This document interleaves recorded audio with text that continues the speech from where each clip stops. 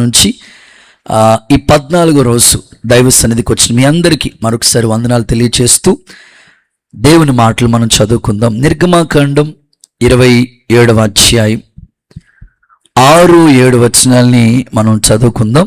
శ్రద్ధగా దేవుని మాటల్ని ఆలకించి నేను చదువుతాను. మీ పరిశుద్ధ గ్రంథాలు తెరిచి చూడండి. నిర్గమాకాండం 27వ అధ్యాయం 6-7 వచనాలు. మరియు బలిపీఠము కొరకు మోత కర్రలను చేయవలెను. ఆ మోత కర్రలను తుమ్మకర్రతో చేసి వాటికి ఇత్తడి రేకు పొదిగించవలెను. ఆ మోత కర్రలను ఆ ఉంగరాల్లో చొనపవలెను.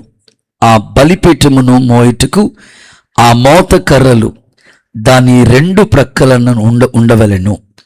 దేవుడు ఈ పరిశుద్ధ లేఖనం మన వినికిడిలో దీవించునుగాక. ఒకసారి నాతో కలిసి ఆమేనని చెప్పండి. ఓకే, ఈ మాటలు మాతో కలిసి మీరు పలకండి. బలిపీఠము కొరకు మోత కర్రలు చేయవలెను. ఆమేన్. చప్పలు కొడుతూ ఒకసారి యేసయ్యకు మహిమ చెల్లిద్దామా? గుడ్. ఈ సందేశం ఈరోజు మన వర్తమానం పేరు మోత కర్రలు అనండి. చాలు, ఆ ఒక్క మాట ఈ రాత్రి మనం ధ్యానం చేయబోతున్నాం. ఇంచుమించు ఈ బలిపీఠం గురించి చాలా విషయాలు ప్రభు ఆత్మ దేవుని ఆలోచన చేత మనం నేర్చుకోవడానికి దేవుడు సహాయం చేశారు. ప్రభు అదే అంటారు, నా కాడి ఎత్తుకుని నా దగ్గర నేర్చుకోండి అని ప్రభు చెప్పారు. ఆయన బోధిస్తే చాలా అద్భుతంగా, ఆయన బోధించినట్లుగా ఏ మనుషుడు ఎవరు బోధించలేదంట. ఆయన బోధలు ఆశ్చర్యకరంగా ఉంటాయి. కొద్ది రోజులుగా ఈ బలిపీఠాన్ని గురించి ఒక్కొక్క రోజు ఒక్కొక్క లెసన్ ప్రకారంగా మనం ధ్యానిస్తూ ఉన్నాం. ఇక్కడ ఈ బలిపీఠం దగ్గర ప్రత్యేకంగా మోత కర్రలను చేయమని దేవుడు తెలియపరుస్తూ వచ్చాడు మోషేకి. ఈ మోత కర్రలు ఎలా చేయాలి అనంటే, ఈ మోత కర్రలు తుమ్మకర్రతోనే చెయ్యి అన్నారు. ఆల్మోస్ట్ తుమ్మకర్ర గురించి ఒక పాఠం మనం నేర్చుకున్నాం. చెప్పండి, తుమ్మకర్ర గురించి మీరు నేర్చుకున్న పాఠం ఏమిటంటే, అది అడవిలో పెరుగుతుంది తుమ్మకర్ర. ఆ తుమ్మకర్రకి ముళ్ళు ఉంటాయి. మానవ జీవితం కూడా అలాంటిదే. అడవి మనుషులు ముళ్ళు లాంటి స్వభావం కలిగిన వాళ్ళు. మన కొరకు ఆయన మానవుడిగా దిగి వచ్చాడు అని కొన్ని పాఠాలు మనం నేర్చుకున్నాం. ఈ బలిపీఠాన్ని తుమ్మకర్రతోనే చేశారు. అట్ ద సేమ్ టైం ఈ బలిపీఠం దగ్గర ఈ బలిపీఠాన్ని మోయటం కొరకే ఈ తుమ్మకర్రతో ఈ మోతకర్రలు కూడా చేయమన్నాడు దేవుడు. ఓకే, ఈ మోతకర్రలు చేసిన తర్వాత, తుమ్మకర్రతో చేసిన తర్వాత దానికి ఇత్తడి రేకోటి పొదిగించమని చెప్పాడు. ఆల్మోస్ట్ ఇత్తడి రేకు గురించి కూడా, ఇత్తడి గురించి కొన్ని పాఠాలు మీకు చెప్పాను. అందులో ఇత్తడి తుప్పు పట్టదు అనే మాట మనం నేర్చుకుంటూ వచ్చాం. మన జీవితాలు, మన భక్తి జీవితాలు ఎక్కడ తుప్పు పట్టేవిగా ఉండకూడదన్నదే ఆయన ఉద్దేశం. ఇప్పుడు ఈ బలిపీఠం దగ్గర తుమ్మకర్ర గురించి అర్థమైంది, ఇత్తడి రేకు గురించి కూడా అర్థమైంది. ఇప్పుడు ఈ మోత కర్రల గురించి మనం నేర్చుకోబోతున్నాము. ప్రత్యేకంగా 2 మోత కర్రలు ఉంటాయి. బలిపీఠానికి ఎన్ని కొమ్ములు ఉంటాయి? మర్చిపోతే ఎట్లాగా? 4 కొమ్ములు. బలిపీఠానికి ఆ కొలతలు ఎన్ని? పొడవు, ఎత్తు, వెడల్పు.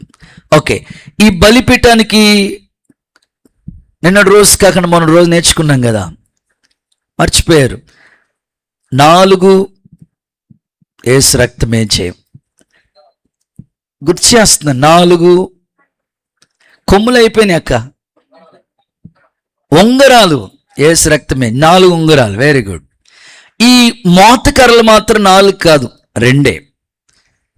2 మోతకర్రలే ఉండాలి. ఎందుకంటే ఈ బలిపీఠం ఒకసారి మనం చూస్తూ ఉంటుంటే ఈ 4 వైపులా 4 ఉంగరాలు ఉన్నాయి. ఈ ఉంగరంలోంచి ఈ ఉంగరం వైపుకి ఒకే కర్ర, ఇటు పక్క కూడా ఒకటే కర్ర. సో అట్లాగా ఆ మోత కర్రలు తీసుకుని ఆ బలిపీఠాన్ని దేవుని పని కోసం వారు అనేక స్థలాలకు తీసుకెళ్లిన సందర్భాలు బైబిల్లో మనం చూస్తాం. ప్రత్యేకంగా మీకు కర్ర గురించి కొన్ని మాటలు మీకు జనరల్గా అవగాహన కోసం చెప్తాను. భౌతికంగా మనం వాడుతున్న కొన్ని కర్రలు తెలుసు కదా. ఈ కర్ర ఎంత ఉపయోగకరంగా ఉంది అని భౌతికంగా మనం ఆలోచిస్తే దాన్ని ఆత్మీయంగా మనం ఆలోచించవచ్చు. భౌతికంగా మనం జనరల్గా ఈ కర్రల గురించి మనం ఆలోచిస్తూ ఉంటాం. ఈ కర్రల గురించి మనం ఆలోచిస్తూ ఉంటుంటే, ఈ కర్రలు మన ఇంట్లో వాడే కలప కోసం వాడుతూ ఉంటాం. కొన్ని కర్రలు వంట కలప కోసం వాడుతూ ఉంటాం కొన్ని కర్రల్ని. మరికొన్ని కర్రలు ఎలా ఉంటాయంటే ఇంటి నిర్మాణం కోసం, అంటే కిటికీలకు కానీ, గుమ్మాలు కానీ, తలుపులు కానీ, వీటి కోసం కొన్ని కర్రలు ఉపయోగకరంగా ఉంటాయి. ఇంకా చెప్పుకోవాలంటే ఇగో ఈ చిన్నపిల్లలు ఆడుకోవడానికి ఆట వస్తువులు, క్రికెట్ బ్యాట్ కర్రతోనే తయారు చేస్తూ ఉంటారు కదా. జనరల్గా ఈ కర్ర భౌతికంగా చాలా విషయాల్లో ఉపయోగపడుతూ ఉంటుంది. అంతెందుకు, మన ఇంట్లో ఫర్నిచర్ కూడా కొన్ని కర్రలు వాడుతూ ఉంటారు. కుర్చీలు కానీ, మంచాలు కానీ, బల్లలు కానీ, వాటిని కర్రలతోనే ఉపయోగిస్తూ ఉంటాం. ఈ విధంగా మనకి ఇంకా చెప్పుకుంటా ఉంటే చాలా విషయాలు. మనం ఏదైనా మన ఇంటి దగ్గర మొక్క నాటాము, అది దానికి ఏమొచ్చిందో తెలియదు కానీ ఓ పక్కకి అలా ఒరిగిపోతూ ఉంది. అప్పుడు ఏం చేస్తారు చెప్పండి? ఒక కర్ర తీసుకొచ్చి దానికి బోటెట్టి నిలబెట్టి ఎలాగైనా సరే ఉపయోగకరంగా ఉండాలని ప్రయాసపడతా ఉంటారు. ఇంకా పెద్ద వయసు వాళ్ళు, అంటే 60+ పెద్ద ఏజ్లో ఉన్న వాళ్ళు కొంచెం ఇబ్బందికరంగా నడవటం ఇబ్బంది అయితే స్టిక్, ఆ కర్ర ఉపయోగిస్తూ ఉంటారు. ఇలా భౌతికంగా అనేక విషయాల్లో ఈ కర్ర ఉపయోగకరంగా ఉంటుంది కదా. ఇంకా చెప్పుకోవాలంటే మీరు నోట్బుక్ పెట్టుకున్నారా? హలో, ఈ ప్రత్యక్ష గుడారించి రాస్తున్నారా? మంచిది. ఈ నోట్బుక్లో పేపర్స్ ఉన్నాయి కదా, ఈ పేపర్ ఎలా తయారవుతుంది? అదే కర్ర. ఏ విధంగా ఉపయోగపడుతుందో చూడండి. కొన్ని ఇలా అంటే ఇరిగిపోయి ఉంటాయి, కొన్ని బలమైన కర్రలు ఉంటాయి. తుమ్మకర్ర నేను గతంలో చెప్పాను కదా, చాలా స్ట్రాంగ్గా ఉంటుంది, చాలా బలంగా ఉంటుంది. ఇప్పుడు ఈ బలిపీఠాన్ని మోయటానికి కూడా ఈ తుమ్మకర్రను దేవుడు ఉపయోగించమని చెప్పిన ఆ సందర్భం చాలా గొప్పది. పర్టికులర్గా సర్లే ఈ బలిపీఠాన్ని ఈ బలిపీఠం దగ్గర ఒక్కటే మోతకర్రలు ఉపయోగించారా అంటే ఒక చోట కాదు. గత రాత్రి ఉంగరాలు ఎన్ని ప్లేస్లో ఉపయోగించారని చెప్పాను? 6 స్థలాల్లో ఉపయోగించారని చెప్పాను ఉంగరాలు అయితే. ఈ మోతకర్రల్ని 4 స్థలాల్లో ఉపయోగించారు. 4 places. ఒకటి ఇదిగో మనం నేర్చుకుంటారు కదా, ఈ బలిపీఠాన్ని మోయటం కొరకే ఇక్కడ మోతకర్రల్లో ఉపయోగించారు. ఆ తర్వాత సన్నిధి రొట్టెల బల్ల ఉంటుంది, ఆ బల్లను కూడా మోయటానికి అక్కడ కూడా మోతకర్రలు వాడారు. తర్వాత ధూపవేదిక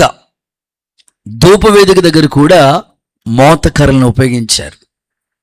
ఫైనల్గా నిబంధన మందస్సం దగ్గర కూడా మోతకర్రలు వాడారు. చూడండి, ఈ 4 వస్తువుల దగ్గర కూడా ఈ మోతకర్రలను వాడుతూ వచ్చారు. ఒకసారి చెప్తారా? మీకు గుర్తు చేసుకోవడం కొరకు చెప్తున్నాను. బలిపీఠం దగ్గర సన్నిధి రొట్టెల బల్ల, ధూపవేదిక, నిబంధన మనసు, ఈ 4 స్థలాల్లో కూడా ఈ మోతకర్రల పని ఉంది. అందుకని ఇక్కడ మనం నేర్చేసుకుంటే అక్కడ మనకి ఈజీగా అర్థమైపోతుంది. అందుకనే నేను బలిపీఠం దగ్గర స్టార్టింగ్ నుంచే మీకు పునాది కరెక్ట్గా ఉంటే ఎల్లి కొలది ఈజీ అవుతుందని ఏది కూడా విడిచిపెట్టకుండా పిన్ టు పిన్ మనం ప్రతి వచనం కూడా స్టడీ చేయడానికి దేవుడు ఆలోచన ఇచ్చి నడిపిస్తూ వచ్చాడు. ఈ రాత్రి ఆత్మ సంబంధమైన ఉన్నతమైన పాఠాలు ఈ మోతకర్ర ద్వారా మనం నేర్చుకోబోతున్నాం. యేసు నామములో తండ్రి మనకి కృప చూపించునుగాక. నమ్మితే ఒకసారి అందరూ ఆమేనని చెప్పండి. భౌతికంగా మనం వాడుతున్న కర్రలే ఎంత ఉపయోగకరంగా ఉన్నాయి కదా.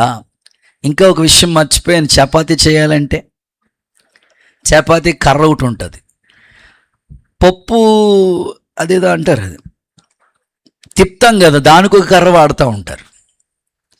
ఈ భౌతికంగానే కర్ర ఎన్ని ఉపయోగకరంగా ఉంటే అసలు ఈ బలిపీఠం దగ్గర ఉన్న మోతకర్ర నిజంగా మనకి ఎంత ప్రాముఖ్యకరంగా ఇది ఉపయోగపడిందో. ఒక విశ్వాసి, ఒక ఆత్మీయుడు నిజంగా ఒక మోతకర్రలా ఉంటే దేవుని పని నీ ద్వారా, దేవుని రాజ్య స్థాపన జరుగుతుంది. నీ కుటుంబం ద్వారా దేవుని కార్యాలు జరుగుతాయి. ఒక సేవకునిగా, ఒక అన్నయ్యగా నేను మీ నుంచి ఆశపడుతున్నాను. దేవుని మందిరంలో ప్రతి విశ్వాసి ఒక మోత కర్రలాగా ఉపయోగపడునుగాక. గట్టిగా ఆమేనని చెప్పండి. ఈరోజు మనం పాఠంలోకి వెళ్ళిపోదాం, సబ్జెక్ట్లోకి వెళ్ళిపోదాం. మోత కర్ర యొక్క ప్రాముఖ్యత ఏమిటి? ఎందుకు ఈ బలిపీఠం దగ్గర ఈ మోత కర్రలను ఏర్పాటు చేయమని దేవుడు చెప్పాడు అని అంటే 4 ప్రాముఖ్యమైన విషయాలు త్వరగా మీకు ఈ రాత్రి అందించాలని ఆశపడుతున్నాను. చదువుదామా?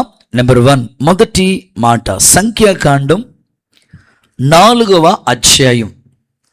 ప్రతిదీ కూడా మీరు రిఫరెన్స్ నోట్ చేసుకోండి, చూడండి, చదవండి. సంఖ్యాకాండం 4వ అధ్యాయం 14 అండ్ 15 వచనాలు భక్తులు చదువుతారు, ఆలకిద్దాం. ఈ మోత కర్ర యొక్క ప్రాముఖ్యత ఏమిటి అంటే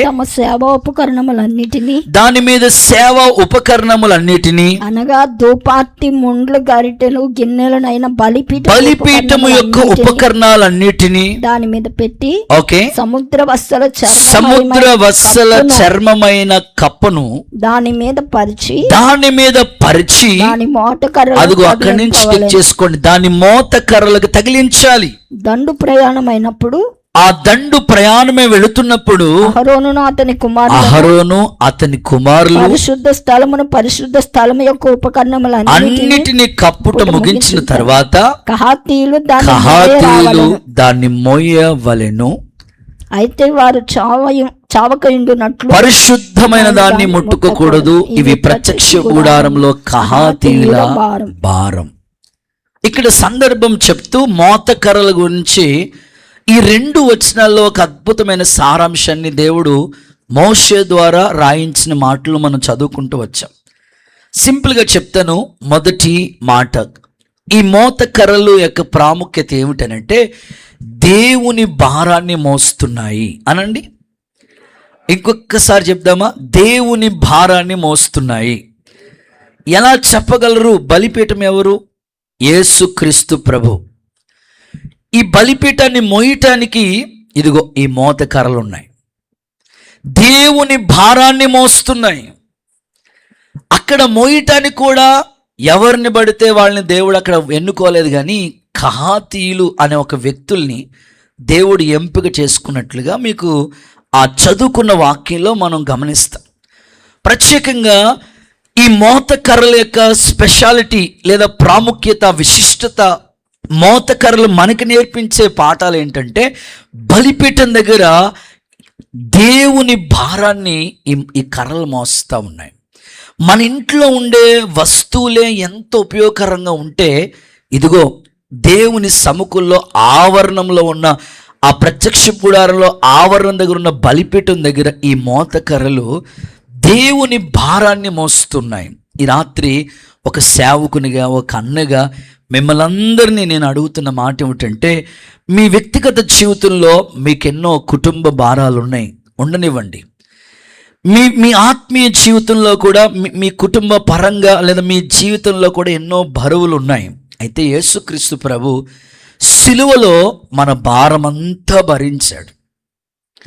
నాగలి చాలా వల్లే ఆయన శరీరం దున్నబడింది. ఆయన కొరడ దెబ్బలు భరించాడు, సిలువ శ్రమను భరించాడు, సిలువ భారమంతా ఆయన భరించాడు.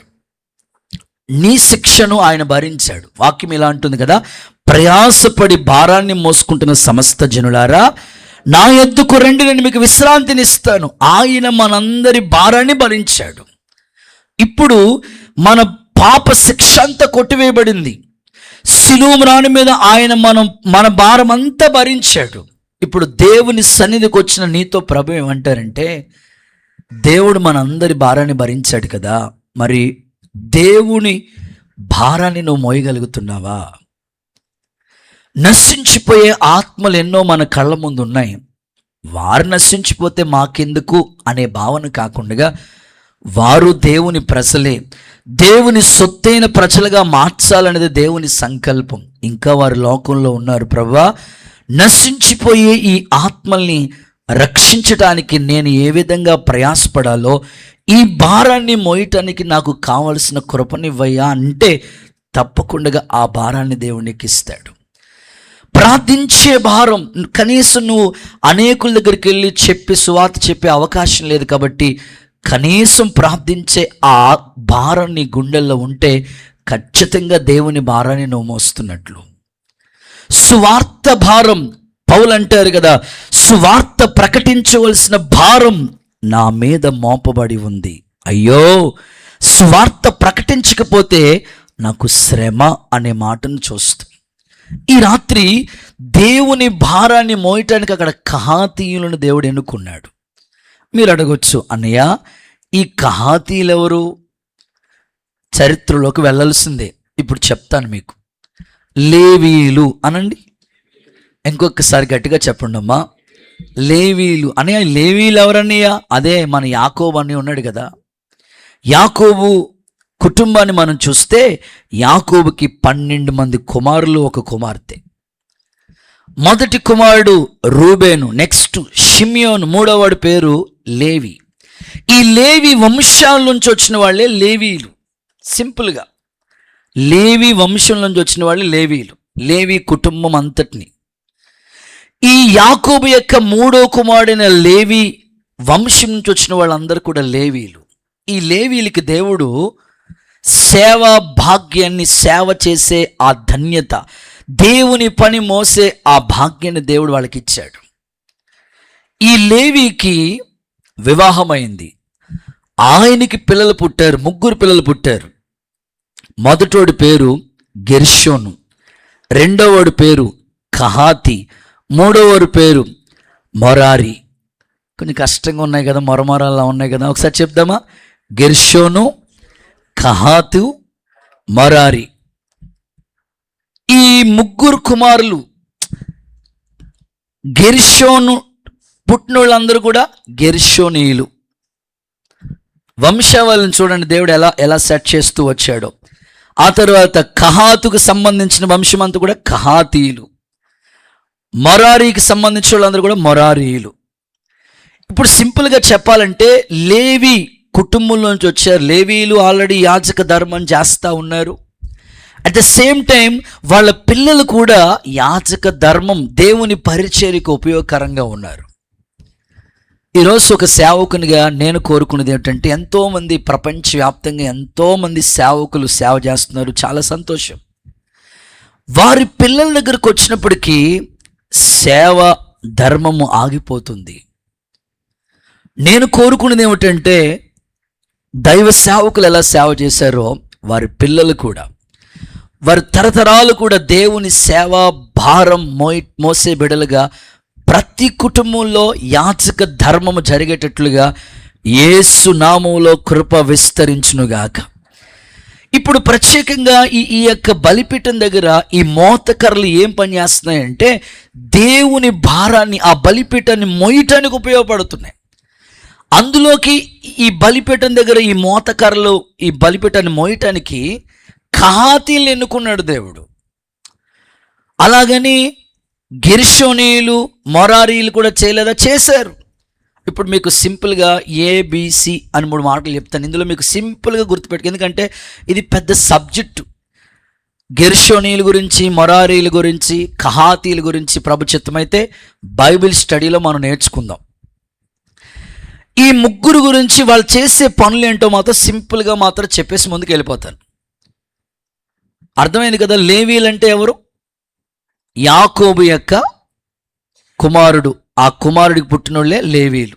లేవీకి ఎంతమంది? 3. గెర్షోను, కహాతు, మొరారు. సరే, అని రాయండి. గెర్షోనీయులు. నాతో కలిసి చెప్పండి, గెర్షోనీయులు. వీళ్ళ పని ఏంటన్నయ్య? వీళ్ళ పని ఏంటంటే, వీళ్ళ పని ఒకటి ఉంది. గుడారం ఉంది కదా, ప్రత్యక్షపు గుడారం, పైన టెంట్. ఆ గుడారానికి సంబంధించిన పనులన్నీ కూడా వీళ్ళు చేస్తూ ఉంటారు. గుడారానికి సంబంధించి సింపుల్గా రాసుకోండి, గుడారం పనులన్నీ కూడా ఈ గెర్షోనీయులు చేస్తూ ఉంటారు. చాలా సింపుల్ ఈ మాట. యాజకుడు వస్త్రాలు ఉన్నాయి చూసారా, ఆ వస్త్రాలు మోయటం, ఇట్లాంటివి కూడా ఈ గుడారానికి సంబంధించినవన్నీ సింపుల్ పనులన్నీ కూడా గెర్షోనీయులకి ఇచ్చాడు దేవుడు. నెక్స్ట్ బి, కహాతీయులు. వీళ్ళకి దేవుడు ఇచ్చిన పని ఏంటంటే, పవిత్రమైన వస్తువులన్నీ మోయాలి. పవిత్రమైన వస్తువులంటే అదే బలిపీఠం, మందసం, తర్వాత దీపవృక్షం, సన్నిధి రొట్టెల బల్ల, ఇవన్నీ కూడా ఎలా మోయాలి తెలుసా? భుజాల మీద పెట్టుకుని మోయాలి. మామూలుగా మోయటానికి కుదరదు. ఇది కహాతీయుల పని. మొరారీయులు వీళ్ళు కూడా చాలా సింపుల్ వర్క్. పలకలు అనండి, అదే మనం బడిలోకి వెళ్తే ఉంటాయి. అది కాదు, ఇక్కడ మందిరం దగ్గర ఉపయోగించే కొన్ని పలకలు ఉన్నాయి. నెక్స్ట్ క్లాసెస్లో మనం నేర్చుకుంటాం అవన్నీ. పలకలు, ఆ తర్వాత అడ్డు కర్రలు, స్తంభాలు, దిమ్మలు, మేకులు. అవి ఎంత బరువు ఉంటాయి? మేకులు ఎంత బరువు ఉంటాయి? సింపుల్గా చెప్తాను చూడండి ఒకసారి. పలకలు, అడ్డు కర్రలు, దిమ్మలు, తాళ్ళు, మేకులు, ఇలాంటివి చిన్న చిన్న వస్తువులన్నీ కూడా మొరారీయులు మోస్తూ ఉన్నారు. ఒకసారి తల పైకి ఎత్తే ఒకసారి నా వైపు చూసి ఒకసారి హల్లెలూయా అని చెప్పండి. ఇప్పుడు ఇందులో కష్టమైన పని ఎవరిది చెప్పండి అమ్మా. కంగు తిన్నట్టుగా ఉన్నారు మీరు. కహాతీయులు. సింపుల్ వర్క్ అంతే. ఎవరిది? గెర్షోనీయులది, మొరారీయులది. మందిరంలో కూడా కొన్నిసార్లు మీకు అనిపిస్తూ ఉంటుంది, అన్ని పనులు నాకే చెప్తూ ఉంటాడు ఈయన జాన్ వెస్లీ గారంటే, ఈయన ఇంకెవరో కనపడలేదేమో ఈయనకి అని అనుకోవద్దు. నువ్వు కహాతీయురాలు, నువ్వు కహాతీయుడు. నువ్వు మొయ్యగలవు కాబట్టి దేవుడు నీకే ఆ పని అప్పగించాడు. మొయ్యలేని వాళ్ళ మీద ఆ బరువు పెట్టరు దేవుడు. నువ్వు చేయగలిగిన సామర్థ్యం నీకుంది. ఇంకో మాట చెప్పనా? విలువైన మాట చెప్తాను చూడండి. ఈ గెర్షోనీయులకి అండ్ మొరారీయులకి చిన్న చిన్న పనులు చేయడానికి ఏమో బండ్లు ఇచ్చాడు దేవుడు. హలో, ఆ మేకులు మోయటానికి బండ్లు కావాలన్నయ్య అని రామ్జీ అన్నయ్య చెప్పండి. మేకులు ఎంత బరువు ఉంటాయన్నయ్య? మేకులకేమో చిన్న చిన్న పనులకేమో బండ్లు ఇచ్చాడు. మందస్సం మోసేయటానికి, ఈ బలిపీఠాన్ని మోయటానికి ఏమో భుజాల మీద మోయటం. అసలు వాళ్ళకి ఏ బళ్ళు ఇవ్వలేదు. ఒకసారి చూడండి, ఎంత బాధ అనిపిస్తూ ఉంటుందండి కొన్నిసార్లు. ఏంటి ప్రభా ఈ భారం ఏంటి నాయన? ఏంటి సింపుల్గా ఉన్న వాళ్ళకేమో వాళ్ళకి బళ్ళు ఇస్తావా? ఎంత బరువులు మోస్తున్న వాళ్ళకి. ఇప్పుడు మందసం, ఇప్పుడు సింపుల్గా మీకు జనరల్గా మేము చెన్నై మీటింగ్స్కి వెళ్ళాం, చెన్నై సభలకి మీటింగ్స్కి వెళ్ళాం. వెళితే సిస్టమేటిక్, అక్కడ చాలా సిస్టమేటిక్గా ఉంటుంది. చాలా పెద్ద చర్చ్ కట్టారు. ఒకసారి చూడాలి లైఫ్లో. ఒకసారి అలాంటి చూసినప్పుడు మనకు అనిపిస్తుంది, దర్శనం విశాలపరచబడుతుంది. పెద్ద పెద్ద గిన్నెలు, వంటల దగ్గర సామాగ్రి, పెద్ద పెద్ద గిన్నెలు, అవన్నీ మనం మోయలేము. వాళ్ళు ఏం చేస్తున్నారంటే ట్రాలీ బళ్ళు ఉంటాయి కదా, ట్రాలీ ఒకటి చేయించారు. దాని మీద కొంతమంది తీసుకెళ్ళి మోసి అక్కడ పెడితే దాన్ని ఈజీగా తోసుకుని వెళ్ళిపోతున్నారు. అదే భుజాల మీద వేసుకెళ్ళాలంటే కష్టం. ఇప్పుడు మందస్సం పెట్టి చాలా బరువు ఉంటుంది. బలిపీఠం తొమ్మకారు చెప్పాను కదా, చాలా బరువుగా ఉంటుంది. నేను అంటాను, దేవుడు నీ గుండెల మీద ఎందుకు భారం పెట్టాడు తెలుసా? నువ్వు మొయ్యగలవు. వాళ్ళ వైపు వీళ్ళ వైపు నువ్వు చూడొద్దు. లోకంలో ఎంతోమంది ఉన్నారు, ఉండనివ్వండి. వారికి లేని ఆత్మల భారం దేవుడు నీ గుండెల్లో పెట్టాడు. వారికి లేని దర్శనం నీకు ఇచ్చాడు. వారికి లేని బాధ్యత దేవుడు నీకు ఇచ్చాడు. అది నీదిగా భావిస్తే ఆ భుజాల మీద నుంచి ఎప్పుడు బలిపీఠం మీద కింద పెట్టకూడదనే భావం నీకు వస్తుంది. ఎప్పుడు ఈ బరువు దించకూడదు ప్రభువా, నా గుండెల్లో ఈ మంట అధికము చేయండి, ఆ భావం నీకు వస్తుంది. నేను చెప్పిన మాట బైబిల్లో ఉందో లేదో మీకు అర్థమవుతుంది. ఒకసారి ఆ రిఫరెన్స్ కోట్ చేస్తాను చూడండి. సంఖ్యాకాండంలోనే మనకు కనపడుతుంది ఆ మాటలు. సంఖ్యాకాండంలోనే ఆ మాటలు మనకి కనిపిస్తూ ఉంటుంది. 7వ అధ్యాయంలోకి రండి. 6వ వచనం ఒకసారి చదవండి. 9వ వచనం అనుకుంటా. 8, 9 వచనాలు చదవక. సంఖ్యాకాండం 7వ అధ్యాయం 8, 9 వచనాలు చదవక. అతడు 4 బండ్లు 8 ఎద్దులను యాజకుడు 4 బళ్ళు 8 ఎడ్లు యాజకుడకు అహరోను కుమారుడైన ఆ పై వచ్చినాను ఆ పై గెర్షోనీయులకి ఇచ్చాడా? 2 బళ్ళు 4 ఎద్దులు సేవ చొప్పున గెర్షోనీయులకి ఇచ్చాడు. 7, 8 వచనాల్లో ఆ తర్వాత 4 బండ్లు 8 ఎడ్లు ఇచ్చాడు. ఇచ్చాడు, అంతా బానే ఉంది. 9వ వచనం చదవక కహాతీయులకి ఇయ్యలేదు. ఏలయనగా పరిశుద్ధ స్థలము సేవ వారిది, తమ భుజముల భుజాల మీదే మొయ్యాలి. వారికి వాహనములు నియమింపలేదు. ఆత్మ చెప్పు సంగతులు చెవిగలవాడు వినుగాక. ఇంకొకసారి, ఆత్మ చెప్పు సంగతులు చెవిగలవాడు వినుగాక. వాళ్ళకి ఇవ్వలేదు. ఈరోజు దేవుని సన్నిధిలో అందరికి ఉండదు ఈ భారం. మందిరంలో ఎంతో మంది దేవుని సన్నిధికి రావచ్చు, రానివ్వండి.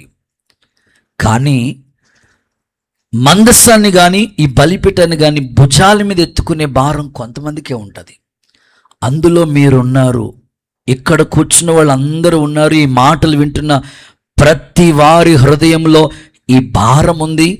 తప్పకుండా దేవుని రాకడ వరకు కూడా ఈ భారంతోనే మనం పని చేయదుముగాక. నమ్మితే చప్పట్లు కొడుతూ ఉండగానే భారం అధికమగునుగాక. దేవుడు నీ హృదయంలో ఈ భారాన్ని అధికము చేయునుగాక.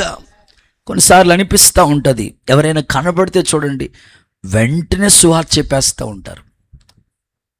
ఏ బ్రదర్ అంటే, అన్న ఆ ఆత్మ నశించిపోతే నరకానికి వెళ్ళిపోతుంది అన్న, ఎలాగైనా అవకాశం ఇచ్చాడుగా దేవుడు, ఇప్పుడు చెప్పబోతే ఎలా?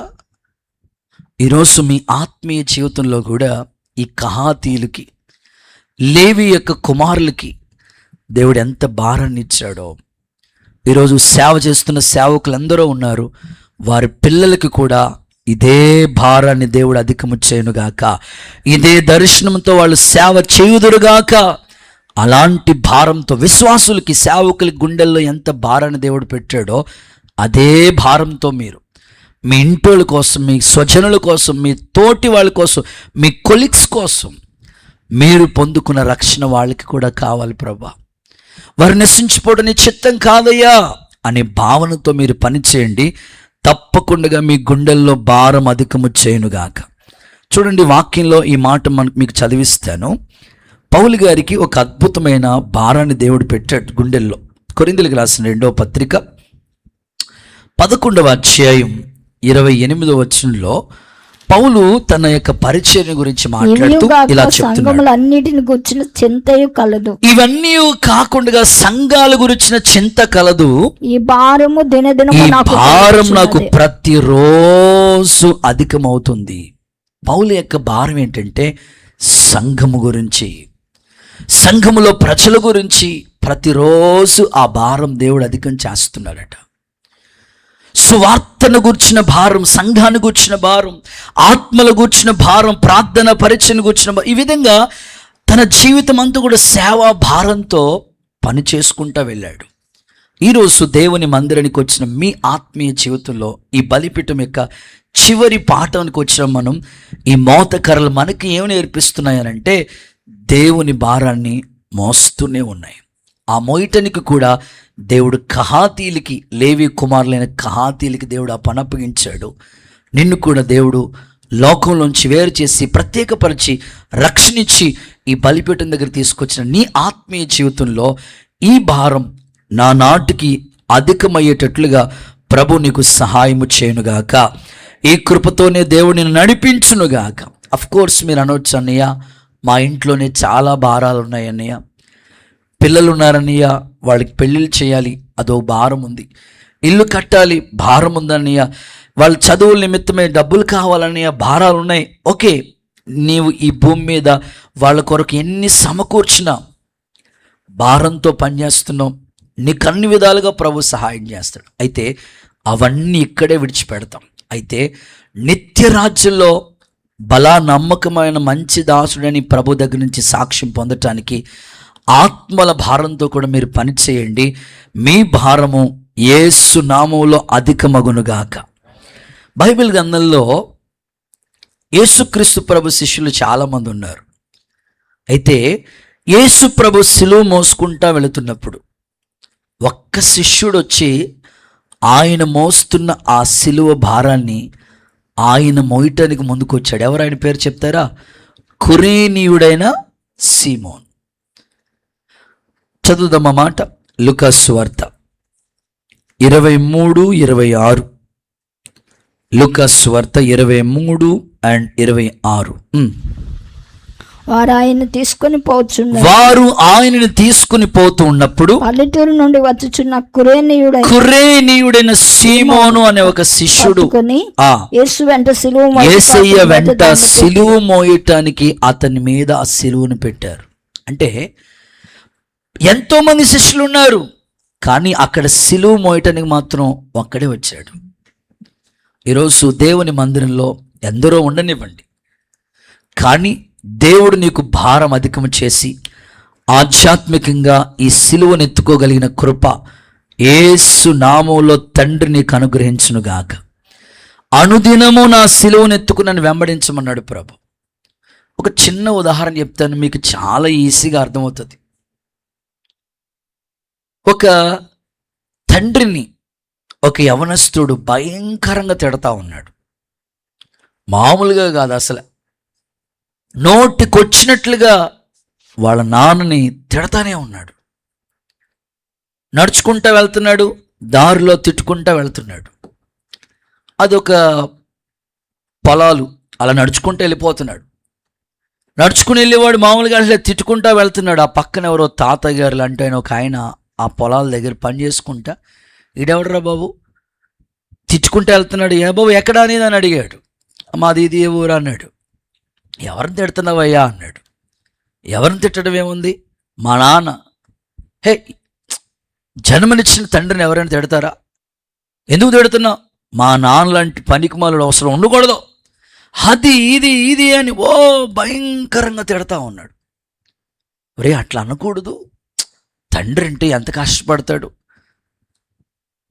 చాలా కష్టపడతాడు, నిన్ను చదివించడానికి పెంచడానికి చాలా ప్రయాసపడి ఉంటాడు. లేదు లేదు, మా నాన్న లాంటి అస్సలు ఉండకూడదు. వెంటనే ఆ పెద్ద ఆయన ఆలోచించి, ఒరే మీది ఎక్కడ, ఏ ఊరు, ఏ ప్లేస్, ఏ వీధి అని అడిగాడు. అదే ఈ ఊరే, ఆ రెండో వీధిలో ఉంటాం మేము, ఈ పొలాలు ఉన్నాయి, ఆ చివరి రెండో వీధి ఉందో అక్కడ ఉంటాం మేము. అవునా, మేము కూడా అక్కడే ఉంటాం.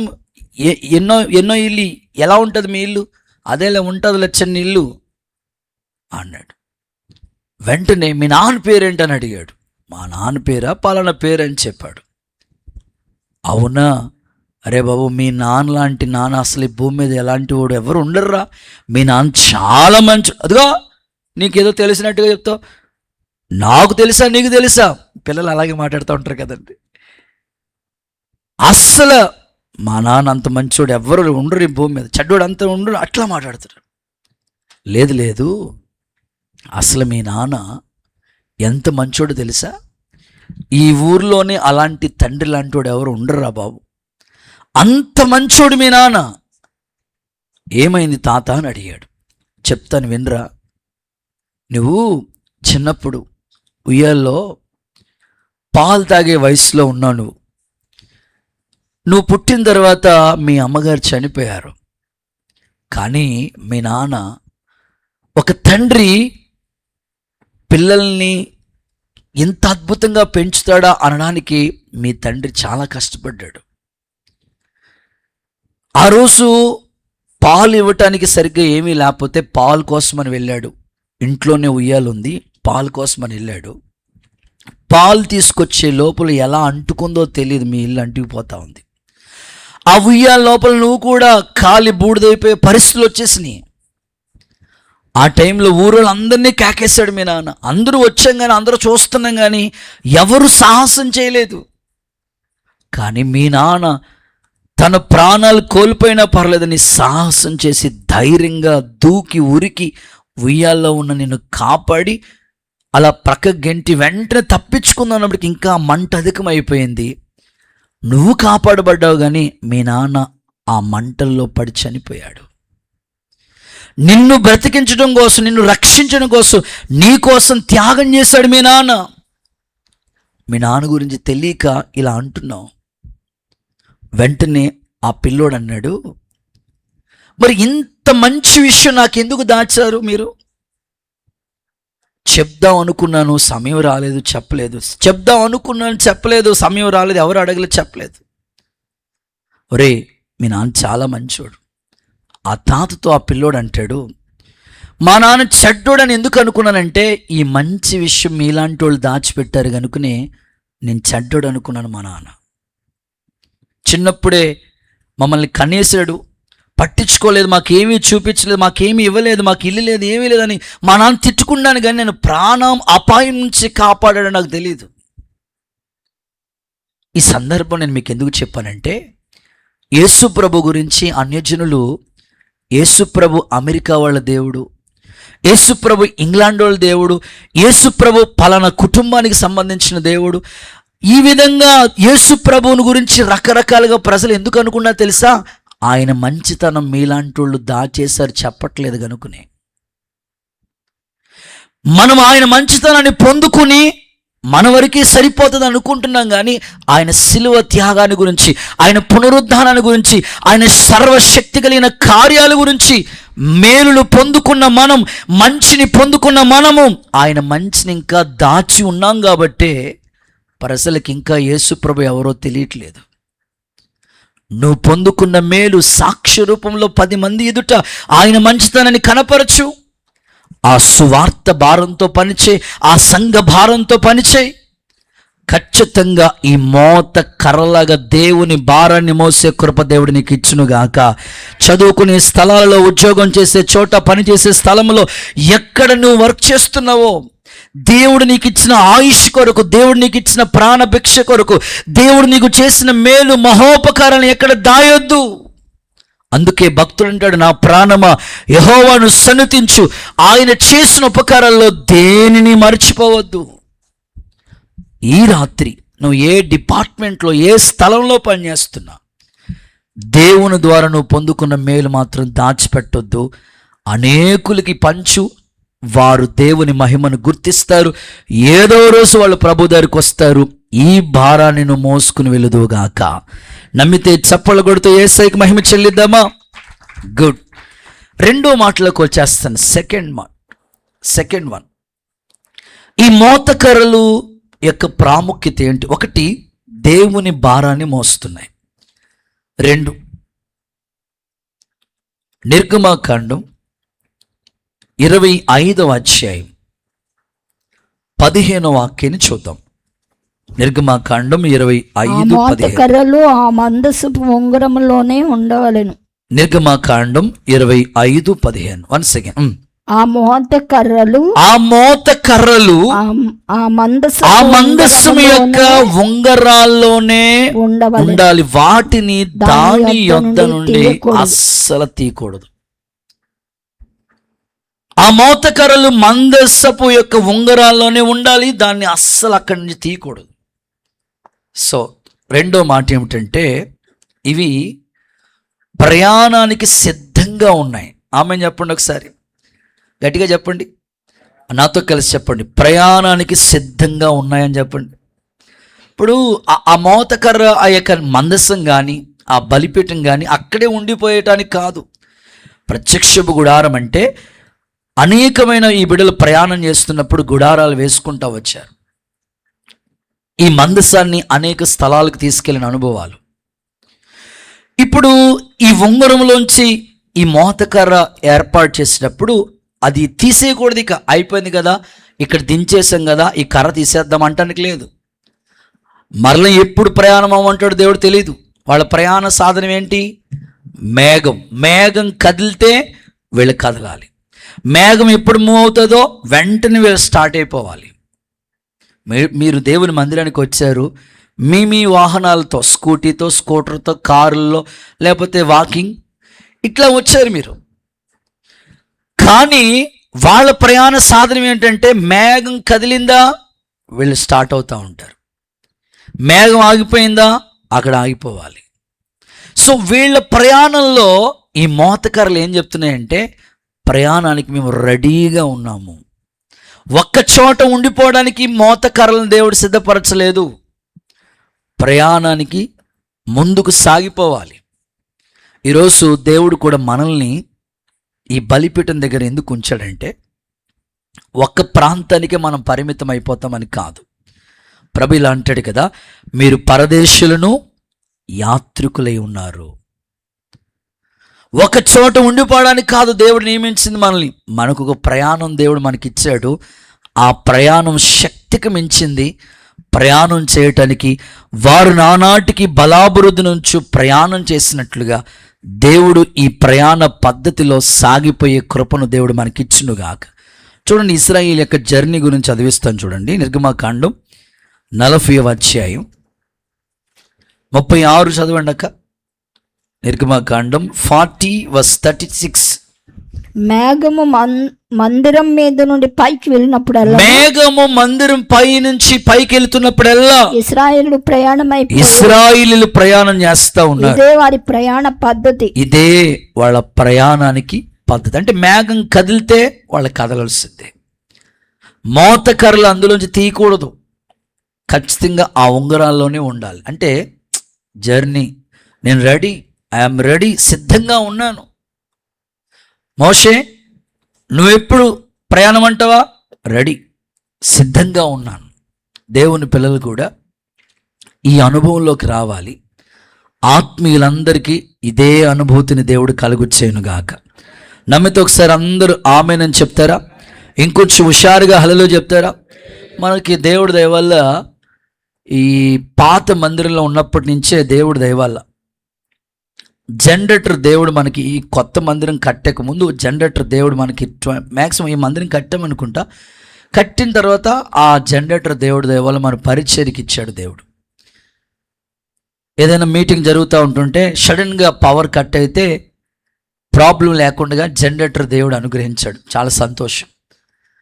దానికి ట్రాలీ, అంటే ఎక్కడైనా మనం మీటింగ్స్ పెట్టుకుంటే మరలా బయట నుంచి జనరేటర్ తీసుకురాకలేకుండా ఇదే జనరేటరు అక్కడ కూడా తీసుకెళ్ళటానికి అన్న ట్రాలీ ఒకటి చేపిద్దాము, ఒకసారి కనుక్కోండి అన్నాడు.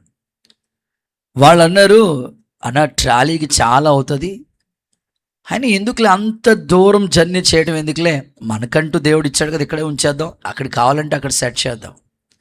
ఇప్పుడు దానికి ట్రాలీ ఉంటే ఎక్కడికి కావాలంటే అక్కడ తీసుకెళ్ళొచ్చు. ఇప్పుడు ట్రాలీ లేదు కాబట్టి ఒక చోటే ఉంచవలసి వస్తుంది. ఎందుకు ఈ సందర్భాన్ని మీకు చెప్తున్నానంటే, మన ఆత్మీయ జీవితంలో కూడా రెడీ, సిద్ధంగా ఉన్నాను. దేవుని పిల్లలు ఆ విధమైన సిద్ధపాటు కలిగి ఉండాలి, ప్రయాణానికి సిద్ధంగా ఉండాలి. చిన్నపిల్లలను చూడండి, రేపు అమ్మమ్మోళ్ళ ఇంటికి తీసుకెళ్తాను అని వాళ్ళ అమ్మగారు రాత్రికి చెప్పారా? మాస్టర్ గారు ఇంక నిద్ర ఉండదాడు, నిద్రపోడు అసలాడు. తెల్లవారులు అమ్మమ్మ ఉయ్యాల, అమ్మమ్మ ఉయ్యాల, ఇదే పనిలో ఉంటాడు వాడు. ఎప్పుడు తెల్లారుతుందా, ఎప్పుడు వెళ్ళిపోదామా అని ఉంటాడు వాడు. దేవుని పిల్లలకు కూడా ఎలాంటి సిద్ధపాటు ఉండాలంటే, ఐఎమ్ రెడీ, నేను సిద్ధంగా ఉన్నాను ప్రభా, ఖచ్చితంగా నేను రెడీగా ఉన్నాను, విజయోత్సవాలతో నేను ఊరేగించిన రెడీగా ఉన్నాను.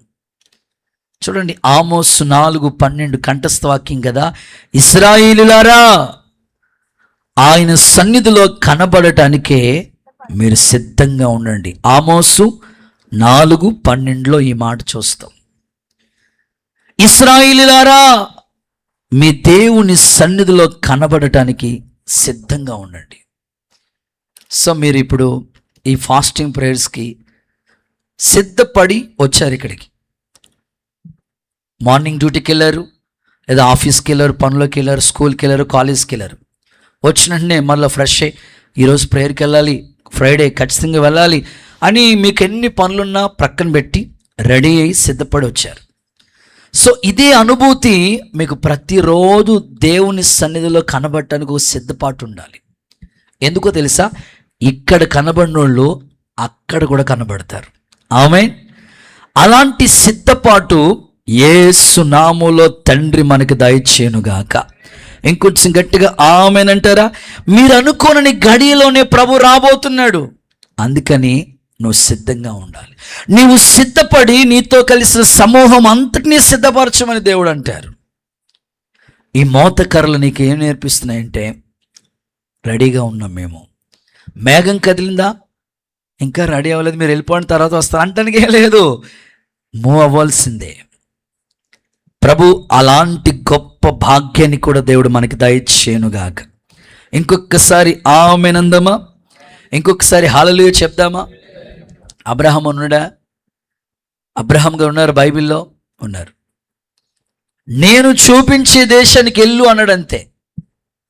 ఇంకా శారమ్మకి చెప్పలేదు ప్రభువా, ఏమనలేదు. ఇంకా వెళ్ళమన్నాడా, వెళ్ళిపోవటమే. సో ఎంత ప్రిపరేషన్, ఎంత సిద్ధపాటు. స్వజనులను విడిచిపెట్టాడు, బంధువులను విడిచిపెట్టాడు, ఇంటిని విడిచిపెట్టాడు, ఊరిని విడిచిపెట్టాడు, దేవుడు చూపించే దేశానికి ప్రయాణం. క్రైస్తవ బిడ్డలు ఈ విషయాన్ని గుర్తుపెట్టుకోవాలి. మనం భూమి మీద పరదేశులం, యాత్రికులం. దేవుడు ఎప్పుడు పిలిస్తే అప్పుడు వెళ్ళటానికి రెడీగా ఉండాలి. అలాంటి దైవికమైన అన్వేషణ మీ అందరికీ దేవుడు కలుగు చేయనుగాక. ఈజీగా మీకు అర్థం అవడానికి చిన్న ఉదాహరణ చెప్తాను. ఒక యవనస్తుడు ఉన్నాడు. వాడు ప్రయాణమే వెళ్తూ ఉన్నాడు, జర్నీ చేస్తూ ఉన్నాడు. జర్నీ అంత ఈజీయా? నేను చిన్నప్పుడు అనుకునేవాడిని, మా అమ్మ సెలవులు ఇస్తే మా అమ్మమ్మ వాళ్ళ ఇంటికి తప్ప ఇంకెక్కడికి పంపించేది కాదు. సెలవులు ఇస్తే ఇందుపల్లి, మళ్ళీ సెలవులు అయిపోతే పుల్లెట్టుకూరు, ఇంకే ఊరు వెళ్ళటానికి లేదు మాకు పర్మిషన్. చిన్నప్పుడు 4th నుంచి 9th వరకు, 9th ఇంక ప్రభు సేవకు వచ్చే, ప్రభు విశ్వాసం దేవునిలోకి వచ్చాను కాబట్టి ఇంక అక్కడి నుంచి ప్రభు పరిచర్యలోనే ఉండటం. మా అమ్మమ్మ వాళ్ళు తప్ప ఇంకెక్కడికి పంపించేవారు కాదు మా అమ్మ. నేను అనుకునేవాడిని, మా ఊరు నుంచి మా అమ్మమ్మ వాళ్ళ ఊరికి సరిగ్గా 8 కిలోమీటర్లు 9 కిలోమీటర్లు వస్తుంది. ప్రభా, అందరూ దూర ప్రాంతాలకు వెళ్తున్నారు, ఎప్పుడు తీసుకెళ్తావయ్యా అనుకునేవాడు. ఇప్పుడు తిప్పుతున్నాడు, వెళ్ళటానికి కూడా కష్టమైపోతుంది. ఇప్పుడు సేవలో తిప్పుతున్నాడు, ఎన్ని ఊర్లు తిరుగుతామో పరిచర్య నిమిత్తమే. జర్నీ చేస్తే అంత ఈజీ కాదు, చాలా కష్టం. మీలో చాలామంది ఆఫీసర్స్ ఉన్నారు, ఉద్యోగాలు చేసేవాళ్ళు ఉన్నారు, జర్నీలు చేస్తూ ఉంటారు కదా. అన్న శ్రీనన్న జర్నీ చేస్తుంటారు కదా, మీకు ఎట్లా అనిపిస్తుంది? డెహ్రాడూను, కేరళ, ఇవి బోల్ ప్లేసెస్కి వెళ్ళి వస్తుంటారు కదా, మమ్మల్ని కూడా తీసుకెళ్తుంటారు కదా. ఎలా అనిపిస్తుంది మీకు? చాలా కష్టమని. జర్నీ అంటే అందరికీ విజయవాడ వెళ్ళొస్తే నడుంబా తెలుతుంది, జర్నీ చేయలేం. కానీ దేవుని ప్రజలు నానాటికి బలాభివృద్ధి నుండి ప్రయాణం చేశారంట. సో ఈ యవనస్తుడు ప్రయాణమే వెళ్తున్నాడు, జర్నీ చేస్తున్నాడు. వాడు ఏం చేశాడంటే షార్ట్ కట్లో వెళ్ళిపోతుంది. నేను అంటాను, దేవుని పిల్లలు ఎప్పుడు షార్ట్ కట్ వెతుక్కోకండి. షార్ట్ కట్లో వెళ్ళిపోదాం. షార్ట్ కట్లో అసలు షార్ట్ కట్ అనేది దేవుడి మార్గం కానే కాదు. అసలు ఎర్ర సముద్రం వాళ్ళకి ఈజీ, కానీ దేవుడు అలా తీసుకెళ్ళలేదు, చుట్టూ తిప్పుకొచ్చాడంట. షార్ట్ కట్ అనేది దేవుని మార్గం కాదు. ఎందులోనూ కూడా మీరు షార్ట్ కట్ని వెతుక్కోకండి. ఆత్మీయ జీవితంలో అస్సలు షార్ట్ కట్ని వెతుక్కోకండి. ఈ పిల్లోడు ఏం చేస్తాడంటే, వెళ్ళే దారి ఒకటి ఉంది, వెళ్ళే ఆ మార్గం ఒకటి ఉంది, ఆ మార్గంలో వెళ్ళకుండా షార్ట్ కట్లో వెళ్ళిపోదాం, బైపాస్లో వెళ్ళిపోదాం అనుకుని వేరే షార్ట్ కట్ ప్రయాణాన్ని చూసుకున్నాడు. కొంత దూరం జర్నీ చేసినప్పటికీ అక్కడ ఏమైందంటే షార్ట్ కట్ మలుపు తిరగాలన్నమాట. అట్నుంచి వేరే రూట్ కనెక్ట్ అవుతూ ఉంటుంది అన్నమాట. ఆ దారి గుండా వెళ్తూ ఉంటుంటే అదంతా ఫారెస్ట్, అడవి. కొంచెం లోపలికి వచ్చినప్పటికి ఇంకేం కనిపించటం లేదు, అంత అగమ్య గోచరంలా ఉంది ఆ దారి. వెంటనే ఆ ఫారెస్ట్ ఆఫీసర్ ఒక ఆయన ఆ దారి గుండా వస్తా చూసి అంటాడు, రే నువ్వు చూస్తే యవనస్తుల్లా ఉన్నావు, ఈ రూట్లో ఎందుకు వచ్చావు తెలియదా నీకు ఇది అడవని? అయ్యా మా ఊరికి వెళ్ళటానికి ఇది షార్ట్ కట్ అని వచ్చానయ్యా అన్నాడు. లేదు, ఇక్కడ చాలా ప్రమాదం, మృగాలు ఉంటాయి, భయంకరమైన విషసర్పాలు ఉంటాయి, నీ ప్రాణానికే నష్టం, కాబట్టి వచ్చిన దారి గుండా వెనక్కి వెళ్ళిపో, పొర్రపాటుని కూడా ఈ దారిలో మాత్రం నువ్వు రావద్దంటే రావద్దు. నేను ఫారెస్ట్ ఆఫీసర్గా చెప్తున్నాను, నీ క్షేమాన్ని కోరి చెప్తున్నాను. నేను అంటానండి, పెద్దోళ్ళు ఏమైనా చెప్తే పిల్లలకి ఎక్కుతుందా? చెప్పండి, ఎక్కుతుందా?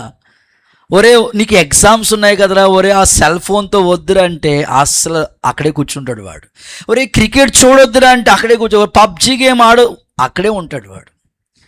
యవనస్తులు అసలు వింటలేదు, మాట వింటలేదు, ఇంటే బాగానే ఉంటుంది కదా. అరే ఫారెస్ట్ ఆఫీసర్ అంటే ఎంతో కాలంగా ఆయనకి ఎక్స్పీరియన్స్ ఉంది, ఈ అటవీ శాఖ సంబంధించిన అన్నీ తెలుసు ఆయనకి. ఆ పెద్ద ఆయన చెప్తే ఎందుకు వినలేదు అనే భావన ఏమీ లేకుండా నేను వెళ్తే ఈయనకి ఏదో వచ్చేసినట్టుగా అన్నట్టుగా భావించుకుని ఈయన ఇలాగా చెప్తాడులే అనుకుని వెనక్కి వెళ్ళి కొంచెం దూరం వెళ్ళాడు. వెనక్కి వెళ్ళిన తర్వాత అలా పై చూశాడు. చూసిన వెంటనే అక్కడ ఒక చెట్టు కనబడింది. ఆ చెట్టు పైన చక్కని తేనె పొట్టు ఒకటి ఉంది. దేవుడికి స్తోత్రం చెప్పండి. ఓహో, అందుకోసం వెళ్ళొద్దు అన్నాడా? ఈ తేనె తినేద్దామన్నా? దేవుడికి స్తోత్రం చెప్పండి ఒకసారి. అందుకోసం వెళ్ళొద్దు అన్నాడు ఈ మనిషి. ఆయన కనపడకుండా చేద్దామని అనుకుని నెమ్మదిగా చెట్టు ఎక్కాడు. దేనికోసం? రామ్జీ చెప్పాలి, యూత్ చెప్పాలి, మీకోసమే.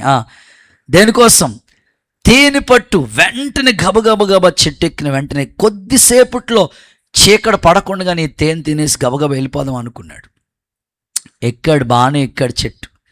ఎక్కిన తర్వాత ఆ చెట్టు ఎలా ఉందంటే ఇలా వంపుగా ఉంది. కరెక్ట్గా తేనె తిందామని ట్రై చేస్తున్నాడు. కరెక్ట్గా అదంతా అడవి కదండి, అదంతా కొన్ని వాటర్ ఉంటుంది కొన్ని ప్లేసెస్లో. అక్కడ మొసలు తిరుగుతా అలా తలపైకి ఎత్తింది. స్తోత్రం చెప్పండి ఒకసారి. మొసలు అలా తిరుగుతూ తలపైకి ఎత్తింది. వెంటనే అనుకున్నాడు, అయ్యో ఎట్లా ఇప్పుడు? అయినా కొమ్మగించుకి జారితే ఇబ్బందులు అనుకుని కిందకి దిగి వచ్చేద్దామని అనుకుంటే ఆ మొదల్లో పులి ఒకటి రెడీగా ఉంది. ఇటు వెళ్ళటానికి లేదు. సరేలే, ఎవ్వరు లేపిన పర్లేదు, నువ్వు మొసలా ఓ పుల మీరు ఇక్కడే ఉండండి, నేను చెట్టు పైనే ఉంటాను అనుకుని ఫిక్స్ అయిపోయాడు. ఆ చెట్టు పైన కొమ్మల్లోంచి పాము ఒకటి వస్తూ ఉంది. ఇప్పుడు చూడండి మనోడి పరిస్థితి. ఏం చేయాలో అర్థం కాని పరిస్థితి. కొన్నిసార్లు తేనె అనేది పాపం కూడా మనల్ని అలా వెనక్కి లాగుతూ ఉంటుంది. వద్దురా బాబు, పర్లేదులే, ఇదొకటే. వద్దురా నాయన, వెళ్ళవద్దు, ఇదొక్కటే మమ్మీ. ఆ యవనస్తుడికి ఎటు రావాలో అర్థం కాని పరిస్థితిలో అప్పుడప్పుడు మనకి ఈ ఆఫర్లు ఉంటాయి, 1+1 ఆఫర్ మాట. ఒకేసారి మాట మనోడికి ఒకేసారి అవకాశం లేదు. వెంటనే అక్కడ పాము అలా కాటేసింది. అటు డైరెక్ట్గా మొసలి నోట్లోకి వెళ్ళిపోయాడు. నేను ఎందుకు ఈ మాటలు చెప్తున్నానంటే, నీ ప్రయాణం సాగకుండా ఏదో ఒకటి నీకు ఆటంకాలు వస్తూ ఉంటాయి. అది అపవాది రూట్ మార్చే విధానం. నీ ఆత్మీయ జీవితంలో ఇప్పుడు ఏలియా ప్రయాణం చేస్తున్నాడా? అలసిపోయాడు, ఇక చాలు, ఇక నేను ఎవరి కోసం బ్రతకాలి? ఎన్నో అద్భుతమైన కార్యాలు చేశాడు ఏలియా. కానీ అక్కడికి వచ్చినప్పటికీ ఇంత మట్టుకు చాలు అంటాడు. దేవుడు అంటాడు, శక్తికి మించిన ప్రయాణం నీకుంది. ఆమేనని చెప్పండి ఒకసారి. అతన్ని బలపరచడం కోసం ఒక రొట్టె, కాల్చబడిన ఒక రొట్టెని తీసుకొచ్చి దేవదూతను పంపించి హోరేబుకి ప్రయాణమయ్యేటట్లుగా చేశాడు కదా దేవుడు. నిన్ను మర్చిపోతాడా? ఈరోజు ఈ మోతకర్ర నీకు చెప్తుంది, నేను రెడీగా ఉన్నాను, సిద్ధంగా ఉన్నాను. మేఘం కదిలిందా, మేం కదులుతాం.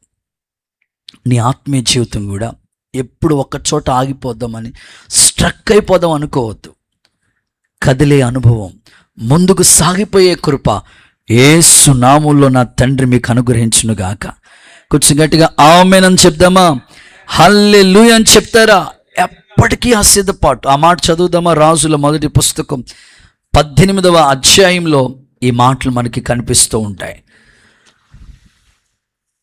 రాజుల మొదటి పుస్తకం 18వ అధ్యాయంలో 19వ అధ్యాయంలో 7-8 వచనాలు చదువుదామా? అయితే యెహోవా దూత రెండో మారు అతని యొద్దకు వచ్చి ముట్టి, ఈ శక్తికి మించిన ప్రయాణం సిద్ధంగా ఉంది, లేచి భోజనం చేయమని చెప్పి భోజన బలము చేత 40 రాత్రి ప్రయాణం. హల్లెలూయా.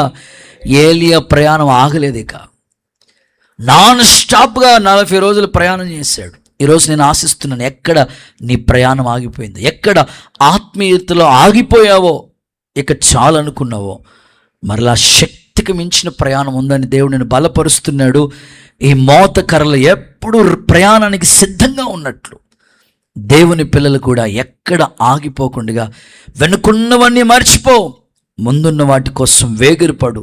నీ ఆత్మీయ జీవితాన్ని ఆపాలనుకున్న ప్రతి ఆటంకాలు యేసు నామములో తొలగిపోవునుగాక. ఎర్ర సముద్రం లాంటి సమస్యలన్నీ తొలగిపోవునుగాక. ఆగిపోక సాగిపోయే కృప దేవుడు నీకు ఇచ్చునుగాక. అలాంటి కృపకు దేవుడు మనలందరినీ పాత్రులుగా చేయునుగాక. గుడ్. బుద్ధి కలిగిన కన్యకలు చెప్పండి ఎంతమంది సిద్ధపడ్డారు? 5. వాళ్ళ దివిటీల్లో నూనె ఉంది. వస్తానన్న ప్రభు రాకుండా మాంతాడా? ఖచ్చితంగా వస్తాడు.